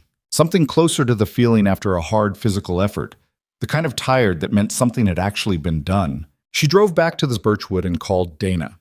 Dana answered on the first ring, which meant she'd been waiting. "How did it go?" Dana asked carefully. "Better than expected," Victoria said. "I need you to draft a formal letter of commitment on the community review panel. Residents have approval rights on the revised plan before county submission. Get legal to review the language." A pause. Victoria, that's a significant concession." "Yes. If they reject the revised plan, we lose the timeline entirely. Possibly Dana." She pulled into the Birchwood lot and sat in the parked Jeep. "Draft the letter." "Okay." Dana's voice shifted, not resigned, more like recalibrating. "Anything else? Reach out to Harlan Cross Engineering in Memphis. Their former employee files, specifically any documentation related to a mid-2010 Mississippi Highway corridor project involving an electrical grounding fault claim. I want whatever is on the public record." A longer pause. "That's a specific request." "It is." "Are we in some kind of litigation situation I should know about?" "No, it's background." She turned off the engine. "I'll explain later." She went inside. Biscuit was at the front desk on top of it this time, which Gerald seemed to have made his peace with. The cat looked at her with the sovereign indifference of an animal that had decided she was acceptable but wasn't going to make a thing of it. "Good meeting?" Gerald asked. "It was a real meeting," she said, "which is different." He smiled. Ethan used to say that. He'd go to those county sessions and come back and say, "It wasn't a real meeting, Gerald. It was a performance of a meeting." He stroked Biscuit absently. Tonight sounded like a real one. "It was," she said. She went to her room and sat at the desk and opened the draft of the Community Review Panel commitment letter that legal had started sending through an hour ago. She read it twice, made 6 annotations, and sent it back. Then she opened the project file and stared at it for a long time. The honest problem, the one she hadn't said out loud to anyone, was this. She didn't know how to build the better version of the project without Ethan Cole. Not in the flattering sense, not only he can save this, but in the practical, architectural sense. His analysis was not a collection of problems she could hand off to Dale's team to fix. It was a coherent vision of what this corridor could be if it was built by someone who understood both the engineering and the community. Handing it to Dale's team and saying, "Fix these items," would produce fixes. What she had seen in his kitchen was something else. She could hire him. She had been thinking about hiring him since the hardware store, but she had also heard what he said at Millie's, "I'm not interested in a consulting contract." And she had learned enough in the past week to know that the distinction between what he said and what he meant was usually very small. She didn't sleep well that night. Not anxious exactly. More like restless with the unresolved, the feeling of a problem she could see clearly but couldn't yet reach. In the morning, she drove to his house. She hadn't called ahead. She told herself it was because she hadn't had his number until Gerald wrote it on a scrap of paper for her. For emergencies, Gerald had said, and she'd said it's not an emergency, and Gerald had said, "I know, but you'll want it anyway." And also because calling ahead would have given him the option of a measured response, and she needed an actual conversation. It was 8:15 on a Saturday. She pulled up in front of the White House on Maple Run and sat in the Jeep for a minute. The vegetable bed along the south fence had been worked recently, fresh soil visible where something had been planted. The wind chimes were moving in the barely there morning breeze. She got out and knocked. Lily answered again, dressed this time. Jeans and a yellow shirt with a small star on the pocket, hair in a ponytail that someone had attempted to center and not quite managed. She looked at Victoria with recognition and mild interest. "It's Saturday," she said informatively. "I know. I'm sorry to come early. Dad's in the backyard." Lily considered. "You can come through." She stepped back.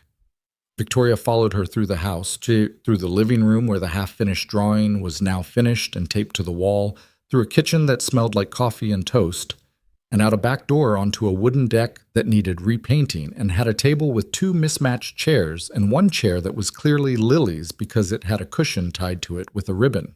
Ethan was kneeling beside a raised bed at the far end of the yard, doing something with a trowel and what appeared to be tomato seedlings. He heard the door and looked up. He did not look surprised. He looked like a man who had half expected this and had decided not to mention it. "Coffee's inside," he said. "Help yourself." She poured herself a mug from the pot on the counter. The kitchen was small, the mug was plain, the coffee was stronger than Millie's, and came back out to the deck. Lily had disappeared somewhere inside. Through an upstairs window, she could hear the sound of what was probably a tablet, a cartoon of some kind, the muffled voices of animated characters doing something with great enthusiasm. Ethan finished with the seedlings, stood, and knocked the dirt from his knees. He picked up the coffee he'd left on the ground beside him and came to the deck, sitting in one of the mismatched chairs. "The meeting went well," she said. "I heard." He looked at her with mild curiosity. "From 3 different people before I got home last night." "Small town." "Always." He drank his coffee. "Marjorie texted me at 10:30. That's the first time she's ever texted me anything that wasn't about the drainage easement on her property line." "What did she say?" She said, and I'm quoting, "Your developer actually showed up." He looked out at the yard. For Marjorie, that's about as close to a standing ovation as you get. Victoria wrapped both hands around her mug. The morning was cool and clean, the kind of morning that existed in the gap between spring being an idea and spring being a fact. "I need to ask you something," she said. "You came here on a Saturday morning at 8:50, he said. "I figured. I need someone who understands what this project should be, not to fix the parts that are broken, to understand the whole thing from the foundation up, the way you understand it." She said it plainly, without the language of corporate recruitment, because that language would land wrong here, and she knew it. "What you did in that kitchen the other night, that's not a list of corrections. That's a different project, a better one, and I don't have the expertise to build it without someone who thinks the way you do." He was quiet, looking at the tomato seedlings. "I know you said you weren't interested in a contract," she said. "I'm not offering a contract right now. I'm telling you what I need and asking if you have any interest in being part of it." "What does that look like practically?" he said. "I don't know yet. That would be part of the conversation." She paused. "But I'm not talking about a peripheral advisory role. I'm talking about lead infrastructure consultant on the full redesign." The yard was quiet. Somewhere a bird was working on something in the maple tree at the fence line. "I have a business here," he said. Not defensive, factual. Electrical work, maintenance contracts with 4 local businesses, the permit work I do for the county. That's how Lily has lunch and new shoes when she needs them. I know. A consulting contract on a project like this, if it goes sideways, if the company pulls back, if the politics change, I'm left with a gap and a name attached to a failed development. That's a real risk, she said. I'm not going to tell you it isn't. He looked at her then. A longer look. What did you find out about Harlan Cross? The question landed quietly, but she felt the weight of it. She had gotten the call from Dana at 7 that morning. The public record on the Mississippi Corridor project was thinner than she'd expected. Settlements had non-disclosure architecture built around them. The state contractor's report was heavily redacted, and Harlan Cross's public statements from the period were careful and minimal. But there was enough. An OSHA incident report, a state infrastructure board finding, available through the public record request Dana had filed at 6 a.m. A brief mention in a Memphis Business Journal from 8 years ago about personnel changes at Harlan Cross following a project review. The incident report named 2 workers. Their injuries were described in the flat, specific language of regulatory documentation, which somehow made them worse to read than emotive language would have. One man had lost partial function in his right hand. The other had nerve damage that the report characterized as likely permanent. I found enough, she said. He looked away again. Back at the yard, the seedlings, the fence. You were right, she said, and you paid for it anyway. The 2 men paid for it, he said. Flat, unambiguous, and she understood this was a line he had drawn precisely and maintained for years. The distinction between what it had cost him and what it had cost the men who were in the building when the fault finally expressed itself. Yes, she said, they did. The silence after that had a particular quality, not awkward, not weighted with unspoken feeling in the dramatic sense, but real. The weight of something true that had been stated and didn't need elaboration. After a while he said, if I did this, and I'm not saying I am, I'm not a corporate entity. I don't have an office or a firm name or liability coverage beyond what a residential contractor carries. We can fix the liability coverage. The company would carry it. I do this my way, or I don't do it. Meaning, I'm not cleaning up findings to fit a timeline or a budget. If the analysis says something is wrong, it goes in the report. That's exactly what I want, she said. What happened with your last employer happened because people did the opposite of that. He looked at her with the measuring quality she had become familiar with. Not suspicious, not warm, just thorough. Reading the crossing before committing to it. I'd need to be able to manage my existing work commitments in parallel, he said. The maintenance contracts, the permit work. Lily's schedule doesn't change. We work around it. I'm not going to be in Nashville or New York. Any meetings that require me in person happen here or by video. Fine. And I want the 42-page report I submitted to the county acknowledged formally as part of the project record. Not just cited, formally acknowledged with a date, showing it preceded your company's involvement. She understood why immediately. To establish that the findings existed before Sterling Development arrived, she said, and that they were filed and ignored for over a year, he said, without bitterness, just as a condition. Done, she said. I'll have legal draft it. He drank the rest of his coffee. Set the mug down on the deck rail. Let me think about it, he said. Of course. She stood. She had expected this. He was not a man who made quick decisions about things that mattered, which was part of why she trusted the decisions he made. She was almost to the back door when he said, "The town council meeting last night." She turned. "The part where you told them the corrections came from local knowledge," he said. "You didn't have to do that. You could have said your team caught it in review." She looked at him. "I know. Why didn't you?" She thought about it honestly. "Because the truth was more useful than the version that made me look competent," she said, "and because you deserved it." He held her gaze for a moment. That measuring look again, and this time something at the edge of it that she couldn't quite name. Not approval, something quieter than that. She went back through the house. In the living room, Lily was now on the couch with a book, the tablet apparently abandoned, and she looked up when Victoria passed. "Did you ask him?" Lily said. Victoria paused. "What?" Dad said someone might ask him to do something big. He was trying to decide. She said it with the direct matter-of-factness of a child who had overheard a phone call and processed it literally. "Did you ask him?" "Yes," Victoria said. "What did he say?" "He said he'd think about it." Lily nodded, apparently satisfied with this as a process. "He does that," she said. "He thought about getting the dog for 2 months." "Did he get the dog?" "No, but it was a close thing." She turned back to her book. "He would have been a good dog, Dad." Victoria stood in the living room doorway for a beat. Then she said, "Lily, can I ask you something?" The girl looked up. "Do you like living here, in Willow Creek?" Lily thought about it with the seriousness she brought to things. "Yes," she said. "My friends are here, and Grandma's 40 minutes away, and I know where everything is. She paused. "Dad says knowing where everything is underrated."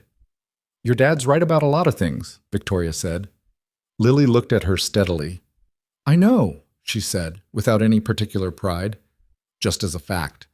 The same way she'd said it in the hardware store about the floods. Victoria went to the Jeep and drove back to the Birchwood. She had 3 days left before she needed to be in New York. The revised project timeline was 6 weeks for the new infrastructure analysis, then 8 weeks for redesign with community review, then a new groundbreaking target of the following spring.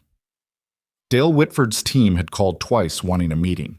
She had scheduled it for Monday and told them to be ready to work from Ethan Cole's analysis as the baseline, which had produced a silence on the phone that she allowed to be uncomfortable. She spent the afternoon on the phone with her board, 3 calls, each one a version of the same conversation.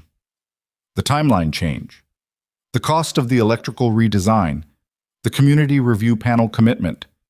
Each board member moved through skepticism, resistance, and grudging acceptance in their own order, at their own speed.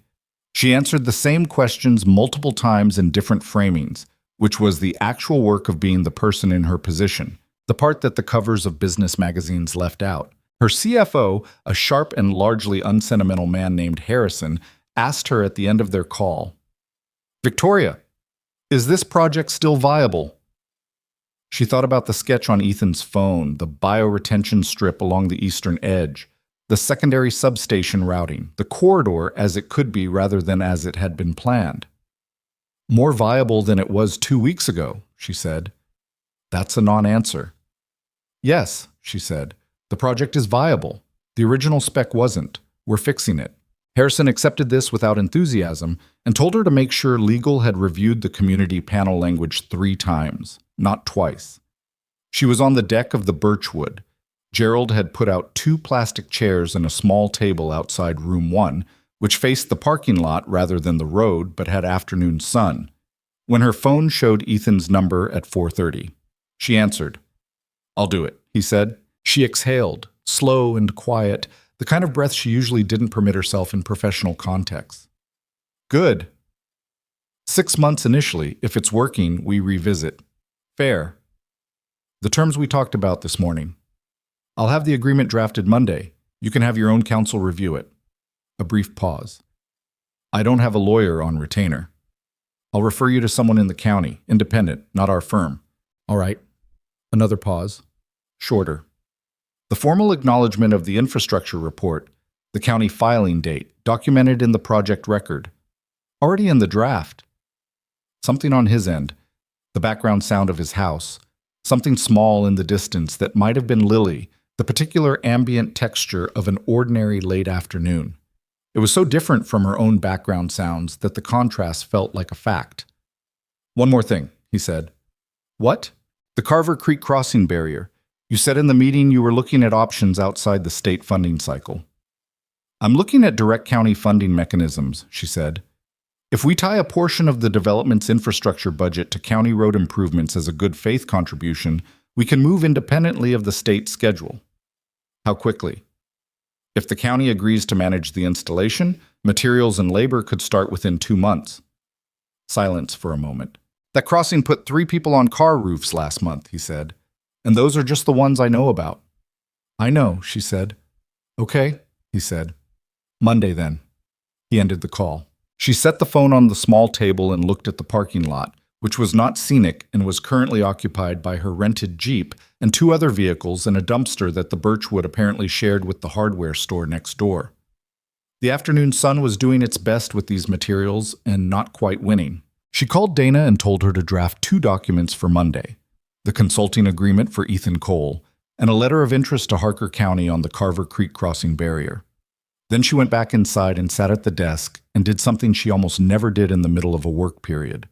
She called her mother, who lived in a suburb of Columbus, and asked about her eating habits and her sleep and whether she was seeing anyone, and who had said, when Victoria made her first cover of Forbes at 27, "That's wonderful, sweetheart. Are you happy?" And Victoria had said, "Mom, I just made the cover of Forbes." And her mother had said, "I know. Are you happy?" The call lasted 40 minutes. She didn't talk about the project or the board or the timeline change. She talked about the motel cat and the town meeting and a 7-year-old girl who knew when she needed to go to sleep. She talked about biscuits and gravy at a diner that had been open since before she was born. She talked about wind chimes on a porch and a truck she had laughed at and been ashamed of laughing at. Her mother listened. At the end, she said, "You sound different." "Different how?" "Less like you're running somewhere," her mother said. "More like you're actually there." Victoria looked around her room at the Birchwood, the ordinary furniture, the ceiling tile she'd stared at on the first night, the curtain with the gap that let in the parking lot light, the copy of Ethan's 42-page report on the desk beside her laptop, her notebook, full now. "I think I am," she said. She had 2 days left in Willow Creek and a week of catch-up in New York waiting for her like weather.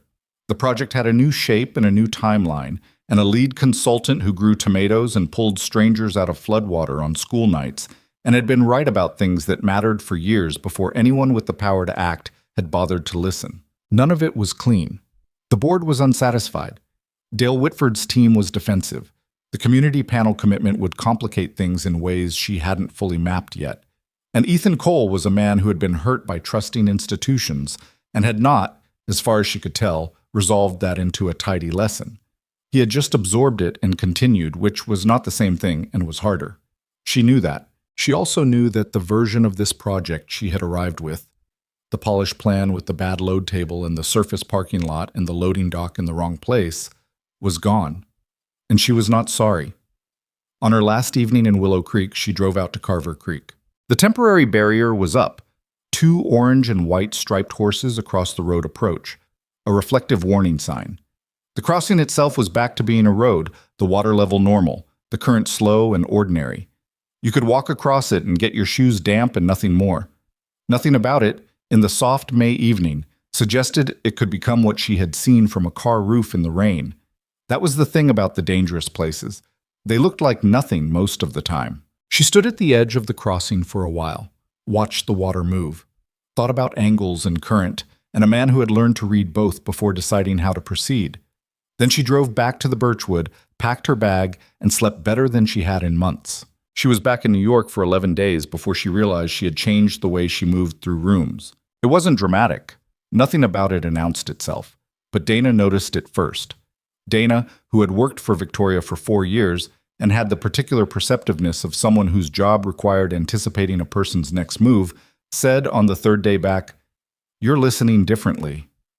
Victoria had asked what she meant, and Dana had thought about it and said, "You used to listen to find the gap where you could respond. Now you just listen." She'd said it like she wasn't sure if it was a compliment or a diagnosis. Victoria had thought about that for 2 days. The New York office was the same as she'd left it, glass and clean lines, and the particular ambient pressure of a building full of people trying to prove something. Her desk had the same view of the same midtown block. The coffee was the same, which was better than Millie's by any objective measure of equipment and sourcing, and somehow worse. She moved through her first week back with the efficiency her team expected and an interior distance she didn't advertise, like a person who had traveled somewhere and returned to find that the familiar had slightly shifted in their absence, or they had shifted, which was the more accurate thing. The project work kept her anchored. That was real and immediate. The infrastructure redesign was underway. Dale Whitford's team working now from Ethan's baseline analysis, with the particular energy of professionals trying to prove they could do better once they knew what better looked like.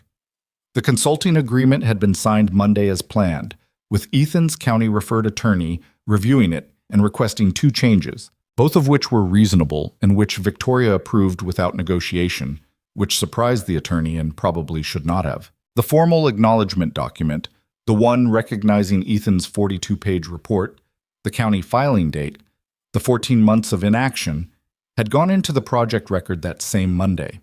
Victoria had insisted it be a standalone document rather than a footnote in the project file. Her legal team had not understood why this mattered.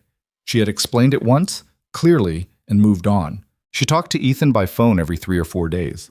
The calls were working calls, infrastructure questions, design decisions, the community panel process, the Carver Creek barrier timeline, which was moving faster than anyone had expected because Victoria had framed the development's contribution to the county as a condition of the project's goodwill rather than a separate negotiation.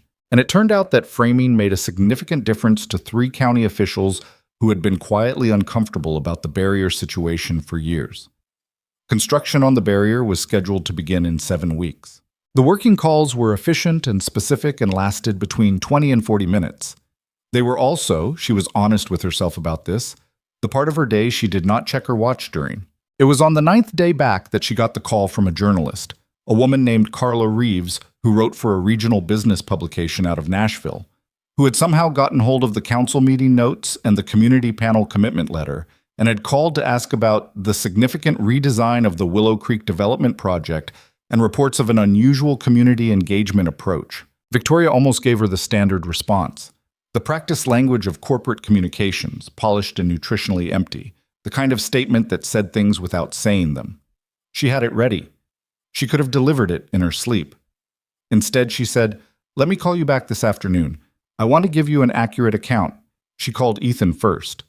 "There's a journalist," she said, "Regional Business Press. She's going to write about the project redesign. She'll probably find out your name is attached." A brief pause. "Okay. It might bring attention to the Harlan Cross history. I don't know how deep she'll dig." "She can dig," he said. "The public record says what it says." "Are you sure?" Victoria. The first time he'd used her name without any formality attached. "I've been sure about what happened for 8 years. I was never ashamed of it. I was just too tired to keep fighting it." She sat with that for a moment. "All right. Tell her the part about the load table," he said. "Tell her when I filed the report and when it was filed away. That's the part that matters to people in other small towns watching development projects come through." She told Carla Reeves everything. The flood, the rescue, the hardware store, the 42 pages, the 2009 load table, the community panel. She told it straight, without spin, in the way of someone who had decided that the honest version was both more useful and more interesting than the managed version. Carla Reeves was quiet for most of it, which was the sign of a good journalist, asking only when she needed to, letting the story fill the available space. The piece ran 3 weeks later. It was titled, "Who Actually Knows Your Town? A Tennessee Development Project's Hard Lesson." It was 4,000 words, and it was accurate, and it was shared widely enough that Victoria's communications director called her at 7 in the morning the day it went up and said, with a mixture of professional alarm and grudging admiration, "You gave her everything." "Yes," Victoria said, The board is going to read it and realize the press on this is better than the press on a development project that failed community trust 2 years in," she said. "Call me after 9.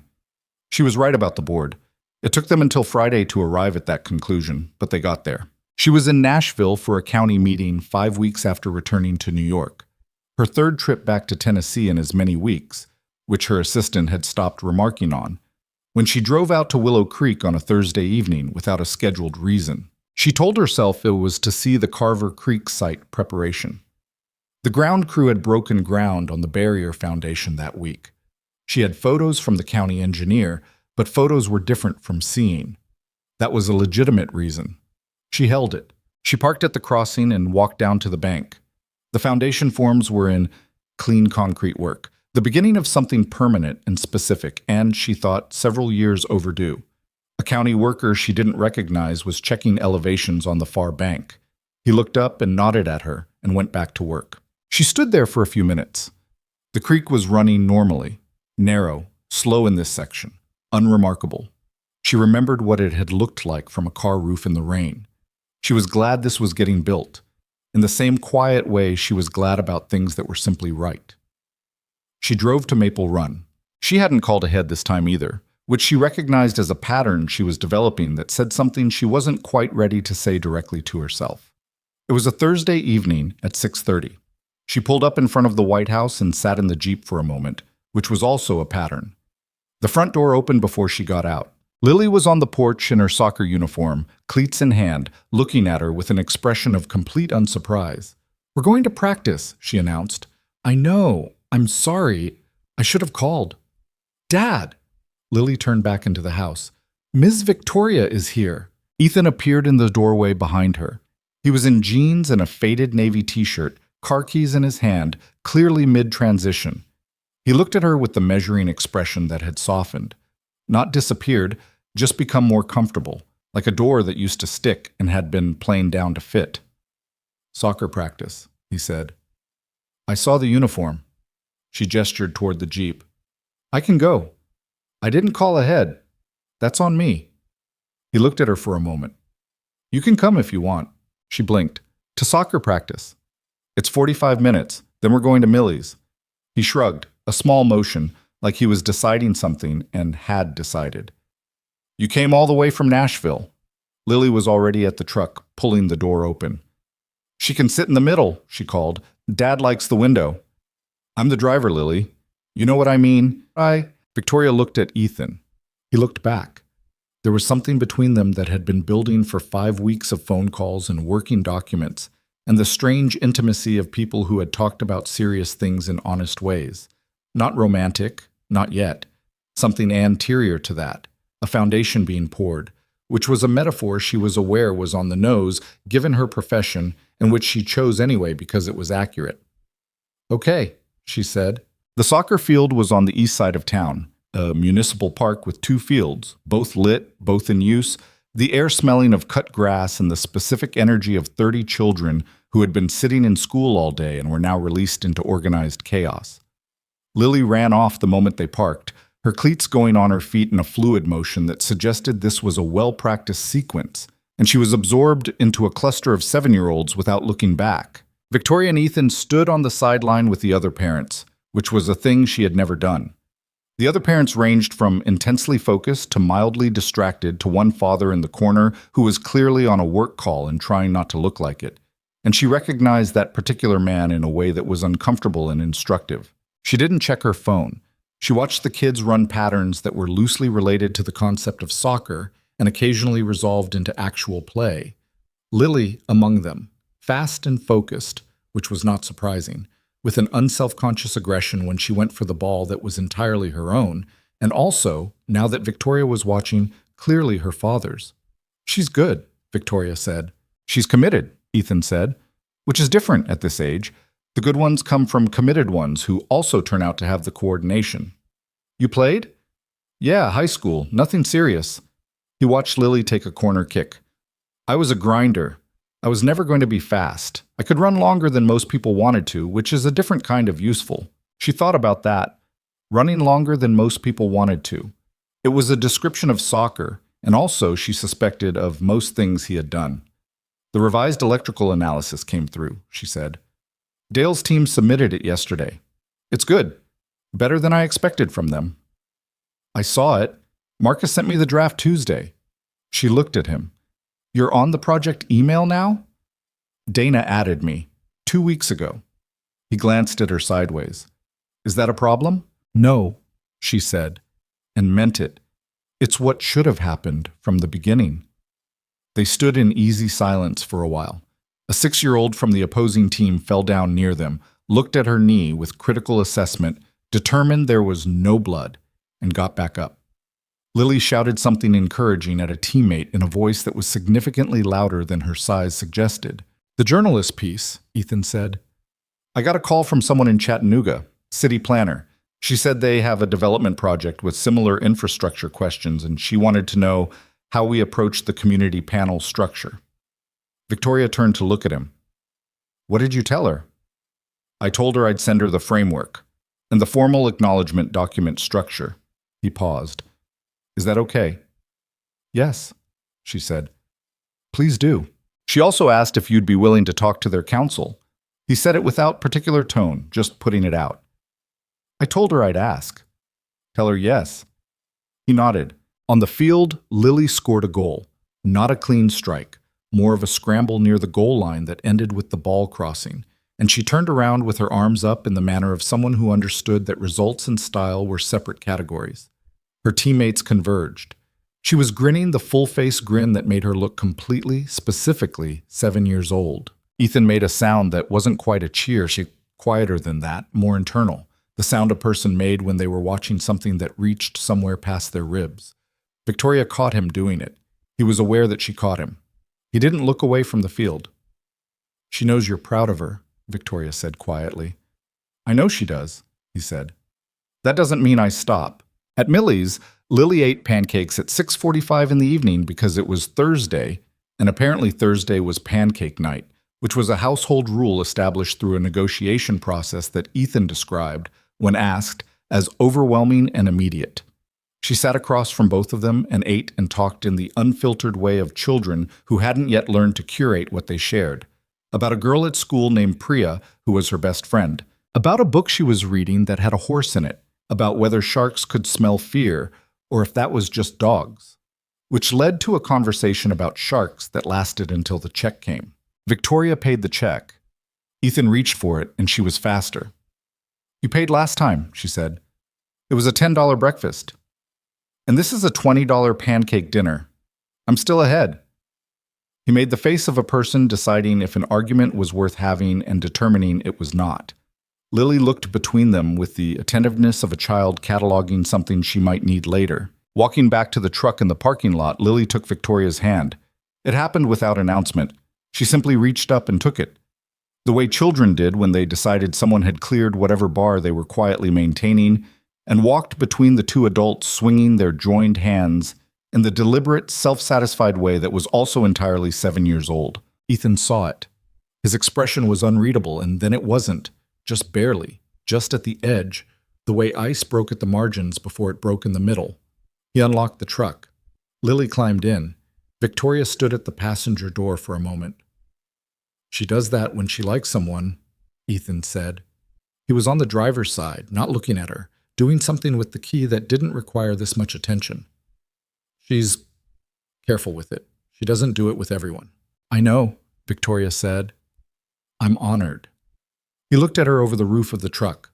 The parking lot lights made everything slightly too bright and slightly too flat, the way outdoor lights did, and neither of them moved for a second. I want to say something, he said. She waited. What happened at Harlan Cross? I spent 3 years after it thinking that if I'd been smarter or faster or louder or known the right people, it would have gone differently. He said it steadily, looking at her across the roof of the truck he had driven into floodwater to pull her off a car. I've stopped thinking that.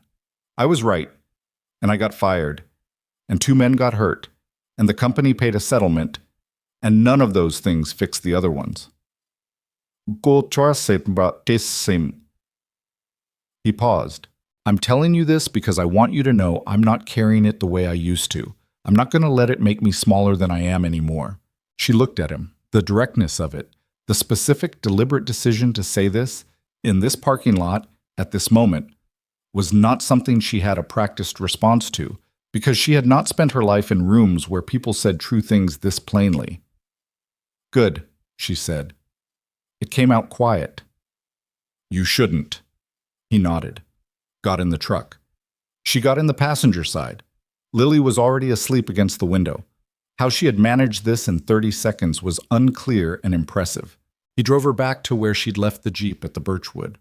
The town was quiet around them, the particular quiet of a weeknight in a small place where most people were already home. She thought about what her life had looked like 11 weeks ago and tried to find the distance between then and now, and found it was not measurable in the way distance usually was. He pulled into the Birchwood lot, left the engine running, which was the language of a drop-off. She sat for a moment. The groundbreaking is in 4 months, she said. The new spec, the community review approval, everything. I know the timeline, Shab, he said. I'm going to be here a lot between now and then. He looked at her. I know that too. I'm not sure exactly what that means, she said. Honest, because honesty had been the operating principle since a flooded crossing in the rain, and she saw no reason to stop. For the project, I know what it means. For the rest of it, I don't know yet. He was quiet for a moment. Neither do I, he said. Is that okay? He thought about it genuinely, not as a courtesy. Yeah, he said. I think so. She got out, looked back through the window at Lily still asleep against the glass, mouth slightly open, the picture of someone who had eaten pancakes and scored a goal and was now done with Thursday, and entirely at peace with it.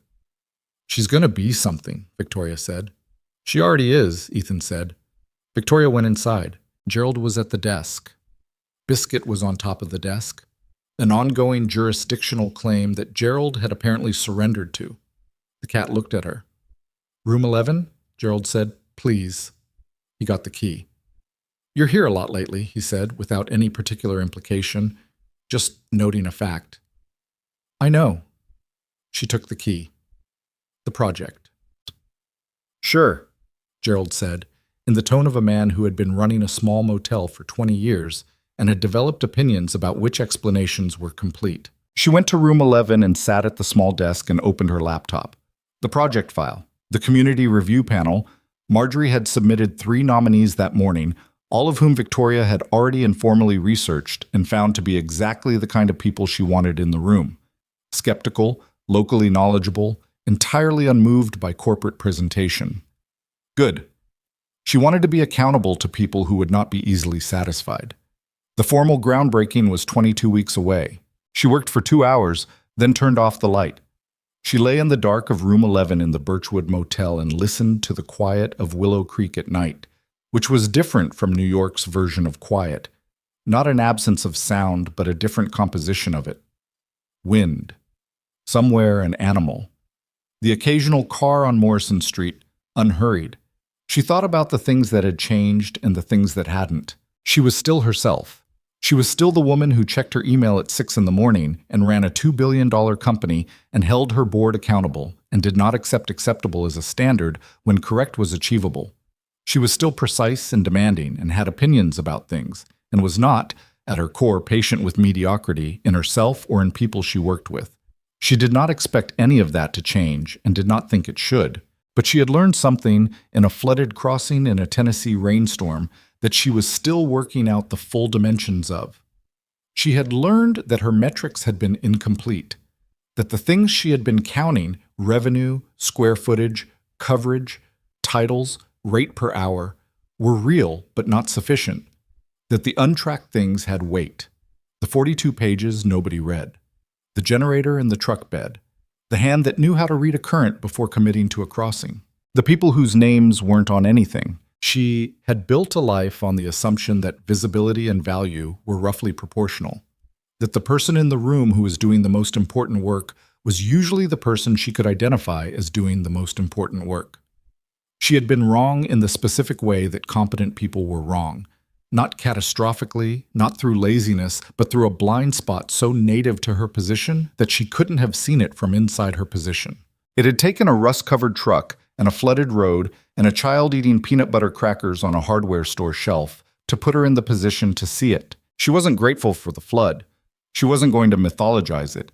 It was a dangerous situation she should never have been in, caused by a decision she had made over a driver's objection, and the outcome had been lucky in addition to being assisted. But she was grateful for what came after. The groundbreaking happened on a Tuesday in late September, which was not a glamorous day for an event and was the day the project was actually ready, so Tuesday it was. The corridor looked different in September than it had in May. The summer had been long, and the light was beginning to shift toward the particular gold of Tennessee autumn, and the industrial lots that would become the redeveloped corridor were staked and surveyed with the bright orange markers of something about to begin. A small crowd had gathered, so not a staged audience, just people who wanted to see, including most of the town council. Marjorie Tran and 4 members of her small business coalition, Gerald from the Birchwood, Ruth from the library, the man from the corner shop on Route 7, and Mills, who had asked the hard question at the town council meeting. The county commissioner was there, which was appropriate. He gave a brief speech that was competent and forgettable. Victoria gave a shorter one that wasn't. She talked about the electrical grid. About the community panel review process. Marjorie had rejected 2 elements of the Phase 2 commercial design and required revisions, both of which had made the plan better, one of which had required Dale Whitford's team to entirely rethink the loading access configuration. She talked about the Carver Creek barrier, which had been completed 3 weeks earlier. She talked about what it meant to build something in a community rather than for a community, which was a distinction she had come to understand in a parking lot in May and had been trying to practice since. She did not say any of this in the polished language of corporate communications. She said it in the way of someone describing something they had actually learned, which is different and sounds different and lands differently. When she finished, Marjorie clapped first. Not a standing ovation, just first, which for Marjorie meant something specific. The ceremonial shovel in the ground happened, which was the kind of formality Victoria usually found awkward, and found today only slightly awkward, which was progress. Ethan stood to one side in a collared shirt that was the most formal she had seen him. Not a suit, just a shirt with buttons all the way up, his concession to an occasion. Lily was beside him in her good dress. The one with the small anchor on the collar that she had informed Victoria last week was her most serious outfit and therefore appropriate for groundbreakings. After the formalities, the crowd shifted into the comfortable disorder of people who knew each other standing around talking. Someone had brought a folding table with coffee and pie, peach and apple from Millie's, which was exactly right. Ruth found Victoria at the coffee table. "I made a copy of the groundbreaking program," she said, "for the archive." "That's appropriate," Victoria said. "I also made a copy of the formal acknowledgement document." Ruth looked at her directly. "The one recognizing Ethan's report. I put it in the archive under his name." She paused. "It should have been there 14 months ago." "Yes," Victoria said. "It should have." Ruth nodded. Got her coffee and went to find someone to talk to. Lily found her next. She appeared at Victoria's elbow with a piece of peach pie on a paper plate and a plastic fork and held it up. "You should eat something," she said. "You've been standing and talking for a long time." Victoria took the plate. "Thank you, Lily." "You're welcome." Lily looked out at the staked lots with the orange markers, the surveying equipment, the beginning of a thing. "Is it going to look good when it's done?" Victoria considered the question honestly. "I think so. Different from what we first planned. Better, I think." "Dad says better than planned is the best kind of thing. Your dad is right about most things." "I know," Lily said, for the 3rd time Victoria could count, in the same tone she had always said it. Factual, unadorned, total. She went to find her father. Victoria stood with her pie and her coffee and watched the people of Willow Creek move through the late September morning, talking and eating and looking at the orange-staked ground that would become, over the next 18 months, something new in the place where something old had stopped serving them well. Ethan appeared beside her. He had a coffee. He looked at the same thing she was looking at. "Good day," he said. "Yes." "The substation upgrade contract signed yesterday," he said. "Fletcher Road substation starts in November." "I know. Dana texted me." "She texts faster than most people think." "I know that too." They stood there in the easy way of people who had gotten used to standing next to each other. Not performing comfort, actually having it. The kind that came from working through hard things together, from the specific intimacy of honest disagreement and honest agreement and the long middle ground of just doing the work. "I want to ask you something," he said. She waited. "There's a state infrastructure conference in Nashville in November. The city planner from Chattanooga, she's presenting on community panel models. She asked if I'd speak about the technical approach, the load analysis methodology." He looked at his coffee. "I've never done that. Presented formally. I've done reports that got filed." "You should do it," she said immediately. "I'd need—" he started. "I'll be there," she said. "If you want. Front row or back row. Whichever is better for your nerves." He looked at her. Something in it, the specific combination of the offer and the front row or back row precision, which was a very her kind of thing to say, made him almost smile. Not quite, but almost, and she had learned that almost was a different currency for him than for most people, and she had started to pay attention to the denominations. "Front row," he said, "is terrible for a speaker's nerves. Back row, then." "Yeah." He was quiet for a moment. "Yeah, I'll do it." She nodded, drank her coffee. The morning went on around them. Lily was in the middle of a group of adults she'd decided to entertain, explaining something with both hands. The anchor dress energy at full deployment. The man from the corner shop was talking to a county engineer, pointing at the loading access markers with the focused attention of someone whose foundation had been weighing on him for a long time. Gerald was eating pie with the contentment of a man who had shown up and was glad to have done so. Ruth was in the corner talking to Marjorie. Whatever they were saying had Marjorie nodding in the way she nodded when she was being convinced of something she had half already believed. Victoria thought about the morning she had arrived in Willow Creek. The polished plan in her laptop bag, the conference call on the drive-in, the protein bar on the center console, the certainty of a woman who had measured everything and believed the measurements were complete. She thought about the parking lot and the photograph she had sent to Margot, God help us, and what that had cost her, not in any dramatic way, but in the way of things you did without thinking that revealed something true about your thinking. She thought about what it meant that a truck she had laughed at had become the most important vehicle she had ever been inside. The lesson, if she was being honest with herself about what she had actually learned rather than what sounded right to say, was not that wealth didn't matter, or that simple was better than complex, or that small towns were more real than cities. Those were the easy versions. The easy versions were clean and portable and fit on a card. The actual thing was harder to carry. It was this. She had been extraordinarily good at measuring what was in front of her, and extraordinarily confident that what was in front of her was what there was. She had walked into rooms and assessed them quickly and trusted those assessments, and she had usually been right, and being usually right had insulated her from understanding how much the exceptions cost. Ethan Cole had been an exception. His 42-page report had been an exception. The man from the corner shop and his foundation, and the woman on Hale Road with her oxygen concentrator, all of them had been exceptions to a model of the world that had no room for what it didn't see. The model had been hers. She had built it. And she had arrived in Willow Creek, Tennessee, at the wheel of a $100,000 SUV, absolutely certain it was accurate. She was not the villain of this story, and she was not, entirely, the hero of it either. She was a person who had been wrong in a particular way and had had the luck, and it was luck, partly, she was clear-eyed about that, to be wrong in a place and a moment where someone showed her the correction without making her pay for it more than she had to. That was the actual thing. The sun moved. People finished their coffee and their pie and started heading back to the businesses and schools and workdays that didn't stop because a groundbreaking was happening on a Tuesday in September. The county workers started pulling their equipment toward the first staked positions. Something was beginning. Lily came back and took Victoria's hand again. The same gesture, the same matter-of-fact claiming of something she'd decided was hers to claim. She looked up at Victoria with the clear, unhurried gaze that was all her own. "Are you coming for dinner Sunday?" she asked. Victoria looked across at Ethan, who was watching this exchange with the expression he used when he was waiting to see what happened rather than shaping it. "If I'm invited," she said. "I'm inviting you," Lily said. "Dad makes good chili. It's not too spicy." She paused. "Well, it's a little spicy." "I can handle a little spicy." Lily considered this. "Okay," she said, satisfied. Case closed.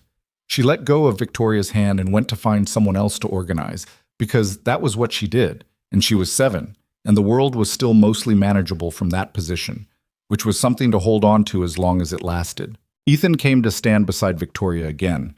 They watched Lily cross the lot with her anchor dress and her good occasion energy and her complete confidence in her own judgment about people, which was, Victoria thought, one of the better inherited qualities a child could carry. "Sunday," Ethan said. Not a question. "Sunday," she said. He nodded. They stood together on the edge of a staked-out lot in late September light and watched the beginning of something that had taken longer than it should have and was better for it, which was true of most things worth building, and which neither of them said out loud because they were both the kind of people who understood that the truest things rarely needed to be said. The wind chimes were back home on the porch on Maple Run, but she could almost hear them. She thought she probably would for a long time after this.